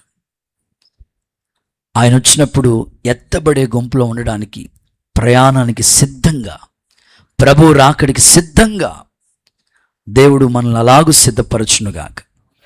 రైట్. ఇక 3-4 మాటలు త్వరగా చెప్పేస్తాను, త్వరగా చూడండి. ఇది వెరీ ఇంపార్టెంట్. 3rd one, సంఖ్యాకాండం. మోతకర్రలు నేర్పించే ఆ ప్రాముఖ్యమైన విషయాలు ఏంటో సంఖ్యాకాండం 4వ అధ్యాయం 14-15 వచనాల్లో ఉన్న సారాంశం చదువుదాం. దాని మీద తమ సేవోపకరణములన్నిటినీ అనగా ధూపార్తి, మొండ్లు, గరిటెలు, గిన్నెలైన బలిపీఠపు ఉపకరణములన్నిటినీ దాని మీద పెట్టి, సముద్ర బస్తల చర్మమయమైన కప్పును దాని మీద పరిచి, దాని మోతకర్రలను తగిలింపవలెను. మోతకర్రలు తగిలించాలి. దండు ప్రయాణమైనప్పుడు అహరోనును అతని కుమారులను పరిశుద్ధ స్థలమును, పరిశుద్ధ స్థలం యొక్క ఉపకరణములన్నిటినీ కప్పుట ముగించిన తర్వాత కహాతీయులు దాన్ని మోయ రావాలను. ఓకే, ఆ చివరి మాట చూడు. వారు చావకుండునట్లు పరిశుద్ధమైన దానిని ముట్టకూడదు. Okay okay okay enough. అక్కడ సందర్భం చూస్తే వారు చావకుండునట్లు పరిశుద్ధమైన దాన్ని ముట్టుకోకూడదు. ఇక్కడ ఒక చక్కని సిస్టమ్, మనకి దేవుడు సిస్టమ్ కనబడుతుంది అక్కడ. వారు చావకుండునట్లు ముట్టుకోకూడదు. అసలు ఆ దేవుడు ప్లాన్స్ ఎంత గొప్పగా ఉంటాయో. మరలా చదువుతున్నాను, ఏంటి ప్రభా, ఇప్పుడు బలిపీఠాన్ని మోయమంటాడు కానీ ముట్టుకోకూడదంటే. ఫోన్ మాట్లాడాలి, హలో, కానీ ఫోన్ అట్టుకోకూడదు. ఎలా ఉంటుంది? బలిపీఠం దగ్గర అక్కడ చెప్తాడు దాన్ని ముట్టుకోకూడదు కానీ మొయ్యాలి. ఎలా? మోతకర్రలతో, చేతులతో ముట్టుకోకూడదు. సో 3వ అద్భుతమైన మాట ఏమిటంటే దేవుని క్రమ పద్ధతిలో ఉన్నాయి అనండి. నాతో కలిసి చెప్పాలి, దేవుని క్రమ పద్ధతి అనండి. అసలు దేవుడు క్రమం ఒకటి ఉంటుంది, ఆ క్రమంలోనే మనం ఉండాలి. మోతకర్ర నీకేం నేర్పిస్తుందంటే దేవుని క్రమ పద్ధతిలోనే మేము ఉన్నాము. దేవుని క్రమ పద్ధతిలోనే. చేత్తో పొరపాటును ముట్టుకోకూడదు ఆ బలిపీఠాన్ని. మరేం చేయాలంటే ఆ మోత కర్రలను దేవుడు చెప్పిన క్రమంలోనే మోయాలి. ఒకవేళ అలా ముట్టుకుంటే చచ్చిపోతారనే సందర్భాన్ని అక్కడ చెప్తున్నాడు. వారు చావకుండా ఉండునట్లు అని చెప్పాడు. అంటే ఒక సిస్టమ్ పెట్టాడు దేవుడు, ఒక పద్ధతి పెట్టాడు. అందుకే ఈ కీర్తన మనం పాడుకుంటూ ఉంటాం కదా. ఎఫ్ మైనర్ మన ఒకసారి ఆ కార్డ్ పెట్టుకో.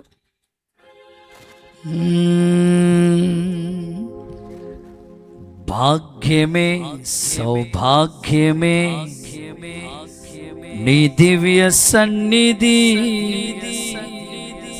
బహు విస్తారమైన నీ కృప నాపై చూపితివి.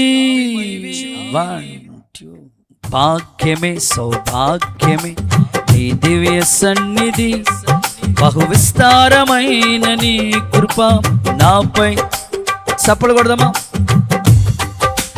ఘనమైన నీ నామమందు హర్షించి భజించి కీర్తించి గణపరతు నిన్ను యేసయ్యా. తోడు అంతే చాలయ్యా, నా ముందు భయమే. ఇంకొకసారి, నా తోడు అంతే చాలయ్యా, నా ముందు భయమే. ప్రేమ పూర్ణుడా, స్నేహ విశ్వనాథుడా, ఆపత్కాలమందున అమ్మలోకమందున ఈనచనాలి దీపముగా వెలుగుచున్నవాడా, ఆరాధింతు నిన్నే, ఆనందింతు నీలో, నీ కృప ఎంత ఉన్నతమో వర్ణించలేను స్వామి, నీ కృప యందు తుది వరకు నడిపించు. చేతులెత్తి నా తోడు అంతే చాలయ్యా, ముందు భయమేలే. ఇంకొకసారి తోడు అంతే చాలయ్యా, ముందు భయమేలేదయా. ప్రేమ పూర్ణుడా విశ్వనాథుడా విజయవీరుడా.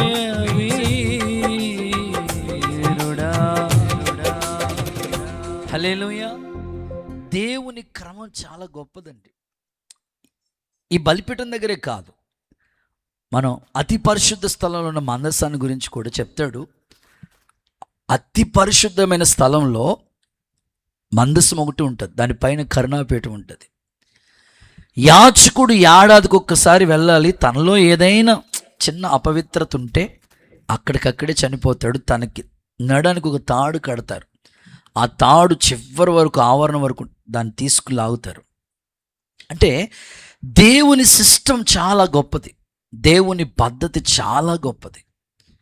ఈ రాత్రి ఒక సేవకుడిగా నేను కోరుకుంటున్నాను, ఈ మోతకర్రలు మనకేం నేర్పిస్తున్నాయంటే దేవుని క్రమంలోనే అవి అమర్చబడ్డాయి, దేవుని క్రమంలోనే అవి దేవుడు ఏర్పాటు చేస్తూ వచ్చాడు.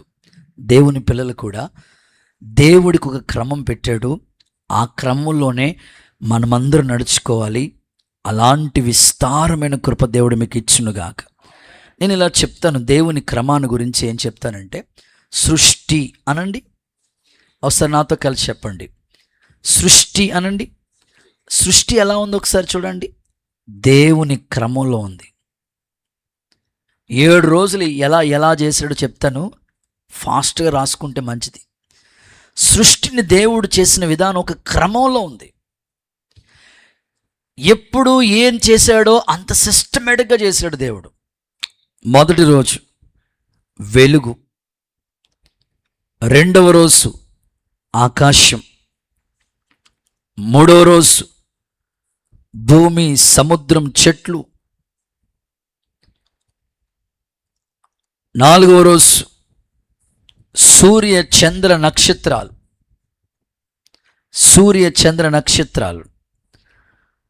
ఐదవ రోజు చేపలు పక్షులు, ఆరవ రోజు మనిషి జంతువు. నాకు భలే అనిపించింది, ఎందుకు దేవుడా మరంతే, ఒక్కొక్కసారి మనిషి మృగంలా అయిపోతున్నాడని. మనిషిని జంతువును కూడా 6 రోజులే చేశాడు. 7వ రోజు విశ్రాంతి. అసలు సృష్టి చేసే విధానంలో ఎంత సిస్టమేటిక్గా ఉంచాడు కదా. మానవుని చేసే విధానంలో కూడా నేల మంటిని తీసుకున్నాడు, నరుని నిర్మించాడు, వారిని ఆస్కారంలో జీవవాయువుదాడు. నరుడు జీవాత్మగా మార్చబడ్డాడు. ఒంటరిగా ఉంటే తొంట్రోడు అయిపోతాడని తోడుగా ప్రక్కటెముకలోంచి ఒక ఎముకను తీసి అవ్వమ్మను తయారు చేశాడు. అసలు దేవుడి సిస్టమ్ అంతా కూడా చాలా గొప్పగా ఉంది. ఆయన సిస్టానికి మనకి భిన్నంగా ఏది మనం చేయకూడదు. అంతా ఆయనది సిస్టమేటిక్గానే, ప్రభు అంత క్రమంగానే జరిగించుకుంటూ వచ్చాడు. సృష్టి కావచ్చు, మానవ నిర్మాణం కావచ్చు. నేను ఇలా మీ ఫ్యామిలీస్లో ఉన్న వాళ్ళందరికీ ఈ మాటలు చెప్తాను. నా ముఖం చూసి ఒకసారి హల్లెలూయా అని చెప్పండి, ఇంకొకసారి చెప్పండి. సో మీ కుటుంబాల్లో కూడా దేవుడు ఒక సిస్టమ్ పెట్టాడు. ఏంటి ఆ సిస్టమ్ అంటే, పురుషుణ్ణి దేవుడు తలకాయతో పోల్చాడు. హలో అమ్మ, స్త్రీల సమాజం అందరికి వందనాలు. మీరు షమ్మ ఆడబడుసులు, మిమ్మల్ని ఎంతో గౌరవిస్తాం. ఒకసారి మీకు గౌరవం ఇస్తే సేవకుల్ని ఒకసారి వందనాలు చెప్పండి అమ్మ. నా ముఖం చూడండి అమ్మ, చెప్పారా? ఇంకొకసారి చెప్పండి. ఓకే, మీరు ఎప్పుడు మీ కుటుంబాల్లో మీ భర్తని ఖచ్చితంగా శిరస్సులాగే చూడండి. కొంతమంది అందరూ అలా ఉంటారని కాదు, కానీ కొంతమంది ఫుట్బాల్ ఆడుకుంటారండి తలకాయతో. అది ఏమి మంచి పద్ధతి కాదు. దేవుని సిస్టానికి మీరు భిన్నంగా ఉండకూడదు. అది దేవుడి సిస్టం. తలకాయ అంతా మీ భర్త, ఇక బాడీ అంతా మీరే అమ్మా. శరీరం అంతా దేవుడు చెప్పాడు, స్త్రీతో పోల్చాడు. పురుషుడికి ఇవ్వాల్సిన గౌరవం, ఆయనకి ఇవ్వాల్సిన విధేయత, ఆయనకి ఏ విధంగా దేవుడు గౌరవించాడో ఆ విధంగానే గౌరవించండి. మీ గౌరవాన్ని బట్టి వాళ్ళు మార్పులోకి వస్తారు, ఖచ్చితంగా తీసుకొస్తాడు దేవుడు. ఈ సిస్టమ్ దేవుడు పెట్టాడు. కుటుంబ జీవితంలో ఏ కుటుంబంలో అయినా సరే శిరస్సులాగే ఉండాలి. అలా ఉంటేనే ఆ కుటుంబం చక్కగా ఉంటుంది, క్షేమంగా ఉంటుంది. ఆలోచనలన్నీ ఎక్కడి నుంచి వస్తాయి చెప్పండి? తల్లోంచే వస్తాయి. ఒక కుటుంబానికి దేవుడు ఎంత బాధ్యతనిచ్చాడో చూడు. అవ్వమ్మ తప్పు చేస్తే అవ్వమ్మ మాట వినకపోతే దేవుడు ఎవరిని అడుగుతున్నాడు? అయ్యా, ఆదాముని అడుగుతున్నాడు.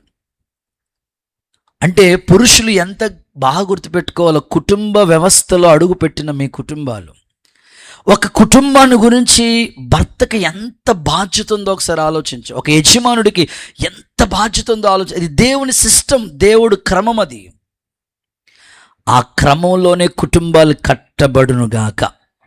కొంచెం గట్టిగా ఆమేన్ అని చెప్దామా? పిల్లలు కూడా, తల్లి తండ్రి పిల్లలు, ఈ కుటుంబంలో తప్పకుండా ఆ వ్యవస్థలో ఆ క్రమాన్ని పాటిస్తూ ఉండాలి. ఒక సేవకునిగా నేను అది మీ నుంచి ఆశపడుతున్నాను. ఒకసారి దేవుని యొక్క క్రమాన్ని గురించి ఒకసారి చదివిస్తాను చూడండి. యెషయా గ్రంథం 42వ అధ్యాయం 21 చదవండి. యెషయా గ్రంథం 42:21. బట్టి సంతోషం గలవాడై ఉపదేశ క్రమం ఒకటి ఘనపరిచి గొప్ప చేశాను. సంఘానికి కూడా ఒక క్రమం ఇచ్చాడయ్యా. సృష్టిలో ఎలాంటి క్రమాలు ఉన్నాయో, ఒక కుటుంబానికి ఏ క్రమం ఉందో సంఘానికి కూడా దేవుడు ఒక క్రమం ఇచ్చాడు. అదేంటంటే ఉపదేశ క్రమము. నాతో కలిసి చెప్పండి అన్నమాట. ఈ మోత కర్రలు దేవుడు చెప్పినట్లుగానే ఆ క్రమంలోనే అమర్చబడ్డాయి. అలాగే అంత మాత్రమే కాదు, కానీ దాన్ని మోసే విధానం కూడా ఒక పద్ధతి ఉంది. అలాగే చేస్తున్నారు.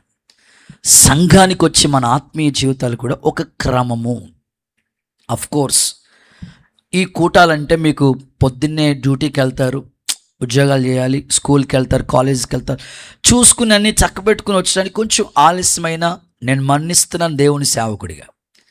కానీ ఆదివారం ఆరాధనల విషయంలో మీరు ఈ విషయంలో మీ గుండెల్లో స్టాంప్ వేసుకోండి. ప్రభా, నా ఉద్యోగానికి ఎంత క్రమానికి నేను వెళ్ళి తంబేస్తున్నాను, నీ సన్నిధిలో కూడా అదే క్రమాన్ని నాకు ఇవ్వండి అయ్యా. ఒక ఉపదేశ క్రమాన్ని నాకు ఇచ్చావు కదా, ఆ ఘనపరచనంట దేవుడు. మరి దేవుడు ఘనపరిచిన దాన్ని మనం ఘనపరచాలండి. దేవుడికి ఒక క్రమం ఉంది కాబట్టి అదే క్రమంలో మనం అంటు కట్టబడదాం. దేవుని కృప మీ మీద అధికముగా ఉండునుగాక. ఇంకొకసారి హల్లెలూయా అని చెప్పండి. అలాగే సేవా క్రమం ఒకటి ఉంది. సేవకు కూడా ఒక క్రమం పెట్టాడు దేవుడు. మెల్కీసెదెకు క్రమం చెప్పున మీరు నిరంతరము యాజకుడై ఉండండి అని చెప్పాడు. యాజకులకి, సేవకులకి దేవుడు పనే నిరంతరం, అదే డ్యూటీ. ఆ క్రమములోనే సేవ చేస్తే ఫలభరితమైన పరిచర్య జరుగుతుంది. అలాంటి క్రమంలో సేవ జరుగునుగాక. దేవుని క్రమంలోనే మనం సాగిపోదుముగాక. ఒక చిన్న ఎగ్జాంపుల్ చెప్తా. దేవుని క్రమం చాలా ఉన్నతంగా మనకి అనిపిస్తూ ఉంటుంది. భావన కొరకు చెప్తాను. దేవుని పద్ధతి చాలా గొప్పగా ఉంటుంది. ఒక తల్లిగారు దైవ సేవకుల దగ్గరికి వచ్చి, అయ్యగారు ప్రార్థన చేయడానికి మా ఇంటికి రావాలయ్యా అన్నదట. అడుగుతాం కదా, దేనికోసం ప్రార్థన చేయడానికి రమ్మంటున్నారమ్మా అని అంటే, అయ్యగారు మా ఇల్లు మొత్తం పాత బిల్డింగ్ అంతా కూడా కూలగొట్టేస్తున్నాం, కొత్త బిల్డింగ్ కట్టుకోవాలనుకుంటున్నాము. అయితే ఈ పాత బిల్డింగ్ అంతా కూడా రిమూవ్ చేస్తున్నాం, మొత్తం పాత బిల్డింగ్ అంతా కూడా కూలగొట్టేస్తున్నాము, మీరు వచ్చి ప్రార్థన చేయండి అన్నదట. అప్పుడు అయ్యగారు అన్నారట, అమ్మ ఏదైనా కట్టుకుంటే వచ్చి ప్రార్థన చేసినా బాగుంటుంది, కానీ కూల్చేటప్పుడు కూడా ప్రార్థన చేయాలా? లేదా అయ్యగారు, ప్రార్థన చేయకుండా నేను ఏ పని చేయను. మీరు వచ్చి అలా అడుగుపెట్టి చిన్న ప్రార్థన చేస్తే మా పని స్టార్ట్ చేసుకుంటాం అని. సరేనని అయ్యగారు ఆ పాత బిల్డింగు కూల్చేస్తున్నారు. ప్రభా, ఈ పని చేసే దగ్గర ఎవరికి ఏ అపాయాలు ప్రమాదాలు వాటిల్లకుండా నీ కృపనివ్వండి అని ప్రార్థన చేశారట. చేసిన తర్వాత అడిగారంట, అమ్మా ఎట్లాగా ఎలా అప్పచెప్పావు ఈ పని అంటే, అయ్యగారు 50,000కి కాంట్రాక్ట్ ఇచ్చేసానండి అన్నదంట. దేనికోసం? బిల్డింగ్ని పడగొట్టడానికి, కోల్చడానికి 50,000కి కాంట్రాక్ట్ ఇచ్చేసిందంట. మనుషులకి ఇచ్చేసి, ఎందుకమ్మా అలాంటి తెక్కల పని చేస్తావు? జేసీబీ పెడితే అన్నయ్య, జేసీబీ పెడితే 2 గంటల్లో మొత్తం ఎక్కడిదక్కడ తీసేసి ఓ చోటను పడగొడతాడు కదా. 5,000తో వదిలిపోయిన దానికోసం మాటట్లేదని మీరు కూడా చేసి ఉంటారమ్మా ఇలాంటి పనులు. 5,000తో అయిపోయిన దాని గురించి 50,000కి ఒప్పుకున్నావు, కాంట్రాక్ట్ ఇచ్చేస్తానంటే ఏంటమ్మా ఇలాంటి పనులు చేశాడు? మాట చెప్పొచ్చు కదా. లేదయ్య గారు, నేనేం తిక్కల పని చేయలేదు అయ్యగారు. అయ్యగారు అంత పెద్ద మాట అనేస్తారండి అయ్యగారు. చెప్పమ్మా ఏం చేసావో చెప్పమ్మా. లేదయ్య గారు, మనుషులకి కాంట్రాక్ట్ ఇచ్చేసాను. ఎందుకో తెలుసా? జేసీబీకి ఇచ్చాననుకో, అదంతా తీసుకెళ్ళి కుప్పలుగా అలా పడేస్తుంది, ఎందుకు ఉపయోగపడదు. కానీ మనుషులకి ఇచ్చాననుకోండి, ఆ ఇటుకలన్నీ తీసేసి ఓ చోట పేరుస్తారు. ఈ ఐరన్ రాడ్స్ ఉన్నాయి చూసారా, పలకాలు మీరు, ఆ రాడ్లన్నీ ఏట్లకట్లు తీసేసి ఓ పోగాడుతుంటారు. గుమ్మాలు ఉన్నాయే పాత కలప, అవన్నీ తీసేసి ఓ పక్కన పెడతారు. మనుషులకి ఇచ్చాను కాబట్టి అంత చక్కగా చేసి అక్కడ పెడతారు. ఈ పాత కలప అమ్మితే ఒక 2 లక్షల పైనే వస్తుంది అయ్యగారు, అందుకోసం అయ్యగారు అన్నదంట. వెంటనే అయ్యగారికి బొర్ర ఎలిగి, ఓరు నాయనో, ఈ బంగారు తల్లి ఎంత అలా ఆలోచించిందని ఆలోచించి వెంటనే, అమ్మా నీ ఆలోచన ఇంత గొప్పదైతే చాలా సంతోషం, దేవుడు కూడా క్రమంగానే నీ జీవితంలో కార్యాలు చేస్తాడమ్మా, ఆయనకు ఒక సిస్టమ్ ఉంటుంది అని అక్కడికి వెళ్ళిన తర్వాత దైవజనుడు ఈ మాట గుర్తు చేసుకున్నాడంట. కొన్నిసార్లు చాలామంది విశ్వాసులు ఇలా అనుకుంటారు, దేవుడు నన్ను మర్చిపోయాడండి. ఎప్పుడో మర్చిపోయారు అయ్యగారు. 2024లో అద్భుతాలు చేస్తానన్నాడు, ఎక్కడైంది అయ్యగారు? 25లో ఏదో అన్నాడు, జరగలేదు అయ్యగారు. ఈ 26లో సమృద్ధి అయిన మేలు అంటున్నాడు, కొంచెం కూడా కీడేం వస్తుంది కానీ మేలే అనుకోవద్దు. దేవుడు క్రమం ఒకటి ఉంది, ఆయన క్రమంలో ఎప్పుడు ఏది చేయాలో అప్పుడే చేస్తాడు. అలాగ ఆయన కృప కోసం మనం ఎదురు చూసేదముగాక. ఒక తల్లికే ఒక బిల్డింగు ఉన్న వస్తువు ఏది పాడవకూడదు, వేస్ట్ అవ్వకూడదని ఎంత సిస్టమేటిక్గా ఆమె ఆలోచిస్తే, దేవుడు నీకు ఇచ్చిన వాగ్దానాలు వ్యర్థమైపోతాయి అనుకుంటున్నావా? దేవుడిని మర్చిపోయాడని ఎందుకు అనుకుంటావు? అనుకోవాల్సిన పని లేదు. వాగ్దానాలు ఎప్పుడు నిరర్ధకం కాదు. ఆకాశం గతించిన, భూమి గతించిన, ఆయన మాటలైతే గతించవు. అయితే ఆయన క్రమంలోనే చేస్తాడు. ఆయన పద్ధతి ఒకటి ఉంది, ఆయన పద్ధతిలోనే ప్రభు చేస్తాడు. ఆయన క్రమం కోసం ఎదురు చూద్దాం. దేవుడు నన్ను మర్చిపోయాడు, దేవుడు నాకు అన్యాయం చేశాడు, దేవుడు అందరికీ చేస్తున్నాడు, నాకు చేయట్లేదని నువ్వు అనుకోవాల్సిన పని లేదు. నీ సమయం వచ్చింది, ఖచ్చితంగా నీకు జరుగుతుంది. సమృద్ధి అయిన మేలు దేవుడు నీకు జరిగించునుగాక. దేవుని కార్యాలు తప్పకుండా నువ్వు కన్నులారా చూసేదువుగాక. ఆయన క్రమంలోనే ఆయన కార్యాలు చేస్తాడు. చివరి మాట, ఆఖరి మాట చదివించి ముగిచేస్తాను. ఆఖరి మాట, నిర్గమకాండం 38వ అధ్యాయం 6-7 వాక్యాలు చదువుదాం. నిర్గమకాండం 38వ అధ్యాయం 6-7 వచనం. తుమ్మకర్రతో మోతకర్రలు చేసి వాటికి రాగి రేకులు పొదిగించెను. ఓకే, 7వ వచనం. ఆ బలిపీఠమును మోయుటకు దాని ప్రక్కలనున్న ఆ ఉంగరములలో, బలిపీఠాన్ని మోయటానికి దాని ప్రక్కనే ఉన్న ఉంగరాల్లో ఆ మోతకర్రలు ఉంచాలి. చాలు. సో బలిపీఠాన్ని మోయటానికి దాని ప్రక్కనే ఉన్న ఉంగరాల్లో ఈ మోతకర్రలు ఉంచాలి. సో చివరి మాట ఏంటంటే, మరలా మీకు ఒకసారి అది అర్థమయ్యేటట్లుగా చెప్పి అప్పుడు చెప్తాను చూడండి. ఇప్పుడు బలిపీఠాన్ని ఎలా చేశారు? తుమ్మకర్రతో. ఏ రేకు పొదిగించారు? ఇత్తడి రేకు. ఈ బలిపీఠాన్ని ప్రక్కనే ఉంగరాలు చేస్తారు కదా, ఈ ఉంగరాల్లో ఈ మోతకర్రలు ఉండాలి. అదే పాఠం అక్కడ ఆ రెఫరెన్స్లో మనం చూసాం. ఈ ఉంగరాల్లో ఉండేటట్లుగానే ఈ మోతకర్రల్ని ఉంచండి అని చెప్తున్నాడు. సో దీన్ని నుంచి మనం నేర్చుకునే పాఠం ఏమిటంటే, ఇలా నోట్ చేసుకున్నాను నేనైతే, ఐక్యతతో కూడిన సహకారులుగా ఉన్నాయి అనండి. నాతో కలిసి చెప్పండి, ఐక్యతతో కూడిన సహకారం అనండి. ఇంకొక మాట చెప్తాను చూడండి, ఐక్యతతో కూడిన సహకారం అనండి. మీరేమో ఐస్ క్రీమ్ తిన్నట్లుగా మాట్లాడుతున్నారు, కొంచెం గట్టిగా మాట్లాడండి. ఐక్యతతో కూడిన సహకారం. నేను ఎందుకు ఈ మాట చెప్పనా, ఇప్పుడు తుమ్మకర్రతో చేయబడిన ఈ బలిపీఠానికి 4 ఉంగరాలు ఉన్నాయా అమ్మా? ఎన్ని కర్రలు ఉన్నాయి? 2 కర్రలు, 2 కర్రలు, 2 మోతకర్రలు ఉంటాయి. అంటే ఇటువైపు కర్ర ఉంది, ఇటువైపు కర్ర ఉంది. ఆ 4 ఉంగరాల్లో కూడా ఆ కర్రల్ని సెట్ చేశారు. మోసేవాళ్ళు ఎంతమంది? 4 పక్కల 4 మోయాలి.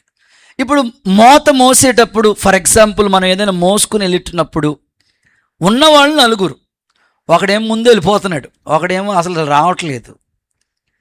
అప్పుడు ఆ బలిపీఠం ఏమైపోతుంది? ఎటు వెళ్ళటానికి అవకాశం, ఎందుకంటే వెళ్ళిపోయేవాడు ముందుకు వెళ్ళిపోతున్నా కింద జారిపోయే అవకాశం ఉంది.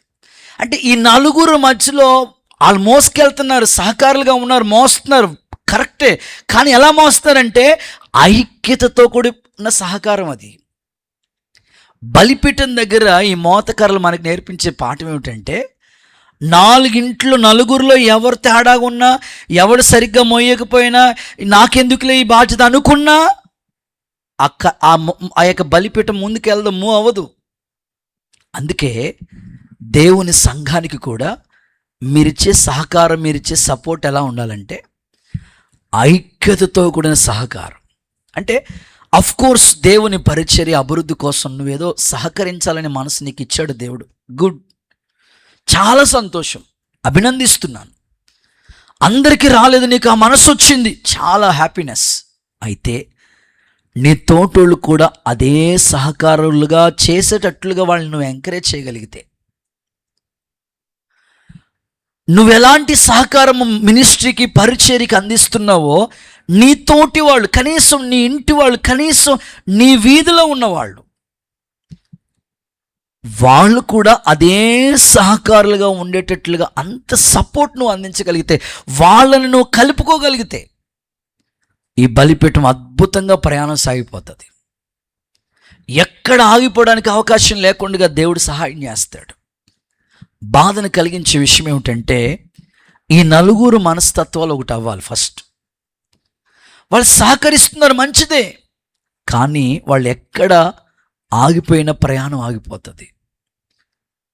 నేను ఈ మధ్యకాలంలో మా పెద్దయ్య గారు మొన్న రాజశేఖరయ్య గారిని కలవటానికి జస్ట్ జూలై నెలలో పరిచయం చూడటానికి అని వెళ్ళినప్పుడు అయ్యగారు నాతో చెప్పిన మాట, నాయనా పెద్ద పెద్దోళ్ళు సేవ అంత అద్భుతంగా ఎందుకుందో తెలుసా అని ఆయన ఒక మాట చెప్పారు. ఎవరైనా ఒకేలా ఇన్ కేస్ వాళ్ళు మందిరానికి వచ్చేవాళ్ళు ఒక్కరు ఆగిపోతే, ఆ వారంలో ఎవరైనా ఆ వీధిలో వాళ్ళు ఎవరైనా ఆగిపోతే, ఆ వీధిలో వాళ్ళు ఖచ్చితంగా ఎవరు రాలేదో వాళ్ళకి తెలుసుకుని వాళ్ళే వెళ్ళి, ఏమ్మా ఎందుకు రాలేదు, ఏమైనా ఆరోగ్యం బాగాలేదా, ఏంటి పరిస్థితి. సేవకుడు అందరినీ పట్టించుకుని అందరి దగ్గరికి వెళ్ళటానికి ఆదివారం అవకాశం కుదరదు. ఆ వారంలో ఏదో రోజు ఆయన వెళ్తారు. ఆయన వెళ్ళక ముందే విశ్వాసులు ఎందుకు రాలేదో, సమస్యలు ఉంటే, ప్రమాదం లేదని ఉంటే, కష్టం ఏదైనా ఉంటే, వాళ్ళ ఇంట్లో ఏదో జరగకూడని సంభవం జరిగితే వెంటనే ఆ సమాచారం సంఘానికి అందజేసి, అన్న, అక్క, అయ్యగారు, అమ్మగారు పలానా వాళ్ళకి బాగాలేదు, జ్వరాలతో ఉన్నారు, వెంటనే ఆ ఇన్ఫర్మేషన్ గ్యాదర్ చేసి వాళ్ళ దగ్గరికి వెళ్ళి పలకరించి వాళ్ళు మరలా సన్నిధికి నడిపించేటట్లుగా. ఎవరైనా ఒకేలా మందిరానికి దూరమై డ్రాప్ అయి ఆగిపోయి ఉంటే వాళ్ళని కూడా వెళ్ళి పలకరించి పరామర్శించి మరలా మూవ్ చేసి, వాళ్ళు ఆగిపోతున్నారు ఎందుకో మళ్ళీ ఎంకరేజ్ చేసి దేవుని దగ్గరికి నడిపించే అనుభూతిలో ఉన్నారు కనుకనే వాళ్ళ పరిచయాలు అంత అద్భుతంగా ఉన్నాయి. నాయన, మన విశ్వాసులు కూడా అలాంటి భావన రావాలి. అలాంటి ఆలోచనలు వస్తే సేవ అద్భుతంగా సాగిపోద్ది. మనం రోజు మీటింగ్ అని, కోటాలని, ఊరు తిరుగుతూ ఉంటాము. సంఘము ఈ విషయాల్లో త్యాగం వస్తే ఖచ్చితంగా సేవ బాగుంటుంది నాయన అని వారి అనుభవ సాక్షి అని చెప్పారు. సియోన్ కుమార్ అనే అయ్యగారు మన దగ్గరికి వస్తూ ఉంటారు. గుండేపల్లి దొంగోళ్ళ మధ్యలో సేవ చేస్తున్నాడు ఆయన. స్తోత్రం చెప్పండి ఒకసారి, చేతులు పైకి చెప్పండి అయ్యా. గోకవరం, రాజమండ్రి దగ్గర గోకవరం దొంగోళ్ళు ఇంచుమించు 600 మంది సంఘం ఉంటుంది. నాతో పాటు ఎవరు వచ్చారు, తమ్ముడు వాళ్ళు ఎవరినో తీసుకెళ్ళాను. కీబోర్డ్ ప్లేయర్ వచ్చావా నువ్వు? వచ్చాడు, ఈ పిల్లోడు వచ్చాడు. 600 మంది సంఘం. 600 మందిలో 500 మంది దొంగోళ్ళు మారి బాప్తిసం తీసుకుని ఇప్పుడు పరిశుద్ధుల గుంపులో చేరారు. అయ్యగారు చెప్తారు, సంఘస్థుల డ్యూటీ ఏంటో తెలుసా? వారంలో ఒకరోజు ఖచ్చితంగా వాళ్ళ విశ్వాసులే. అయ్యగారు విజిటింగ్ చేసి 10 ఏళ్ళు అవుతుందంట. విశ్వాసుల్ని గృహాలు దర్శించి 10 ఏళ్ళు అవుతుందంట ఆయన. ఎందుకంటే రోజు మీటింగే. అలాగని విశ్వాసులకి ఆ భారాన్ని పెట్టారట వాళ్ళకి. వారంలో ఒకరోజు మీరు వాళ్ళని పలకరించాలి, ఒకరి ఇంటి దగ్గర మీరు కూడుకోవాలి, ఖచ్చితంగా వాళ్ళ సమస్యల కొరకు ప్రేయర్స్లో మీరే ప్రార్థన చేసుకోవాలి. వారంలో ఒకరోజు ఉపవాస ప్రార్థనకి రావాలి, వారంలో ఒకరోజు ఆదివారం ఆరాధనలో ఇలా 3 సార్లు మీకు సహవాసం ఉంది కాబట్టి మీరు తొలగిపోవటానికి, చల్లారిపోవటానికి అవకాశం ఉండదు. సంఘాలు ఎంతో సిస్టమేటిక్గా ఐక్యతతో కూడిన సహకారాన్ని అందించాయి కాబట్టి సేవలు అభివృద్ధి చెందుతున్నాయి. ఈరోజు నా ఆశ, మీరు ఏ ఏరియా నుంచి వస్తారు అంటే సంఘంలో అందరి పేర్లు మీకు గుర్తుండవు కదా, కనీసం మీరు పలానా ఏరియా నుంచి వస్తుంటే, ఇప్పుడు గాంధీనగర్, మద్దాలవారిపేట, ఎర్రవంతెన, హౌసింగ్ బోర్డ్ కాలనీ, నల్లవంతెన, ఎదరపల్లి, ఇట్లా ఏరియాలు ఉన్నాయి కదా ఈ ఏరియాల గురించి మీ ఏరియాలో ఉన్న వాళ్ళు కనీసం 10 మంది ఉంటే వాళ్ళ గురించి ప్రార్థన చేయండి. కనీసం వాళ్ళ యోగక్షేమాలు కనుక్కోండి. అలా ఏ ఏరియా వాళ్ళు అలా కష్టపడితే సేవకు అద్భుతమైన సహకారం అందిస్తారు. ఈ పరిచర్లో ఎక్కడ ఆగిపోకుండా సాగిపోవటానికి దేవుడు మనకి కృపను అనుగ్రహించునుగాక. ఐక్యతతో కూడిన సహకారం ఈ పరిచర్లో అనుగ్రహించబడునుగాక. ఒకసారి అందరూ ఆమెనండి. దీనికి ఒక చక్కని ఎగ్జాంపుల్ ఒకటి బైబిల్లోంచి మీకు చదివించి ముగింపులోకి వస్తాను. దేవుడు యెహెజ్కేలు ప్రవక్తకి ఆ దర్శనాన్ని చూపిస్తున్నాడు. ఏంటి ఆ దర్శనం అంటే, ఒక కర్ర ముక్క, అక్కడ ఏమని ఉందంటే కర్ర తునక అన్నాడు. చెప్పండి, తునక అంటే రాయలసీమ లాంగ్వేజ్. మాంసాన్ని మనం ముక్క అంటాం, వాళ్ళ తునకలు అంటారు. ఇక్కడ అదే లాంగ్వేజ్ ఉంది. ఇక్కడ ఏమనంటే కర్ర తునక, 2 కర్ర తునకలుగా చేయి. ఒక కర్ర తునక మీద యూదా గోత్రానికి సంబంధించిన వాళ్ళందరినీ చేర్చు. ఇంకొక కర్ర తునక మీద ఇదిగో యోసేపు సంతతులు ఉన్నారు కదా, ఎఫ్రాయిం గోత్రం, వాళ్ళందరి పేర్లు రాయి. నేను వీళ్ళందరినీ ఒక్కటిగా చేయబోతున్నాను. ఎందుకంటే యోదా గోత్రము, ఇశ్రాయేల్ గోత్రము వేరైపోయినాయి, డివైడ్ అయిపోయినాయి. ఇదిగో ఒకే రాజ్యముగా ఒకే రాజుని నియమించబోతున్నాను అని దేవుడు యెహెజ్కేలు ప్రవక్తకి ఆ ప్రవచనాత్మకంగా జరగబోయే సంగతులన్నీ దర్శన రూపంలో చెప్పాడు. ఒకసారి మీకు చదివిస్తాను, మీకు అర్థమవుతుంది. చూడండి ఒకసారి యెహెజ్కేలు గ్రంథం 37వ అధ్యాయం దగ్గరికి వస్తే 16, 17 వచనాలు, 22, 23 వచనాలు చదువుతారు. నోట్ చేసుకోండి ఒకసారి. యెహెజ్కేలు 27, ఒక్క నిమిషం అక్క, 37 అధ్యాయం 16, 17 అండ్ 22, 23 చదువు. నరపుత్రుడా, నీవు కర్ర తునక ఒకటి తీసుకొని, తునక చెప్పాను కదా, మొక్క, కర్ర మొక్క ఒకటి తీసుకో. దాని మీద యూదా వాళ్ళందరికి సంబంధించిన వాళ్ళందరి పేర్లు రాయి. వారి తోటి వారకు ఇశ్రాయేల్ అని పేర్లు రాయి. మరి ఒక తునక తీసుకొని ఎఫ్రాయిముకు సంబంధించిన యోసేపు వంశవస్తులు అందరి పేర్లు రాయి. అప్పుడు అది ఏకమైన తునక అగునట్లు, ఒకే తునక 2 ముక్కలు తీసుకొచ్చి ఇప్పుడు ఏమంటాడు ఆయన, ఈ కర్ర ముక్క తీసుకుప్పుడు ఏమవ్వాలంట, యూనిటీ గురించి మాట్లాడుతున్నారు, ఐక్యతతో ఉన్న సహకారాన్ని గురించి మాట్లాడుతున్నారు. ఒకే ముక్కగా మారాలి. అది ఎలా జరుగుతుంది ప్రభువా? చివరిలోకి వచ్చాడు చూడండి, 22 23 వారు ఇక మీదట అన్నటికి వారు ఇక మీదట ఎన్నటికి కూడా రెండు జనములుగాను రెండు జనాలుగా రెండు రాజ్యాలుగా ఉండకూడదు. ఆ దేశంలో ఇశ్రాయేలు పర్వతముల మీద వారిని ఏకజనం, ఒకే జనం, ఒకే రాజ్యం, ఒకే రాజుని నియమించబోతున్నాను. కొట్టు చప్పట్లు, యేసయ్యకి మహిమ. నా దేవుని సేవకుడిగా నేను కోరుకుంటున్నాను, మీ అందరికీ ఒకే మనస్సు దేవుడు అనుగ్రహించునుగాక. ఏ భేదాభిప్రాయం లేకుండా సంఘము, పరిశుద్ధుల గుంపు, దేవుడు స్వరక్తమించి సంపాదించుకున్న సంఘము, ఇదే భావన. ఒకే గుంపు, ఒకే తండ్రి బిడ్డలం, ఒకే సంఘం, ఒకే రక్తంతో కడగబడ్డాం, ఒకే బల్లలో చేతులు ఉంచుతున్నాం. ఇదండి యూనిటీ. ఇలా ఉంటే సేవ అద్భుతంగా, ఈ మోతకర్ర నీకు చెప్తుంది, చక్కగా మోసుకొని వెళ్ళిపోవటానికి.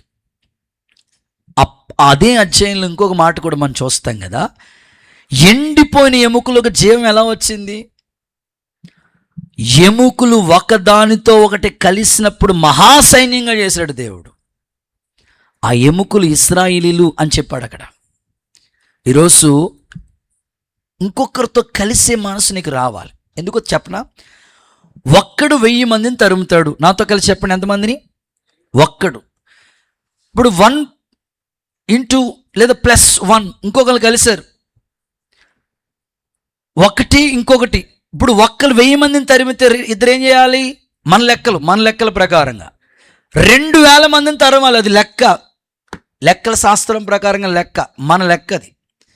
దేవుడి లెక్క అది కాదు. ఇద్దరు కలిస్తే 10,000 మందితో తరిమే శక్తిని దేవుడు, అంత యూనిటీలో అంత శక్తిని ఇచ్చాడు. కానీ సైతాన్ గడు ఏం చేస్తాడంటే, నువ్వు సహకరిస్తే సహకరించు, మిగతా వాళ్ళ గురించి నీకెందుకు అనేటట్లుగా చేస్తాడు. నువ్వేం చేయాలంటే, లేదు, ఏదైనా పని ఉంది, ఏదైనా పరిచర్య ఉంది.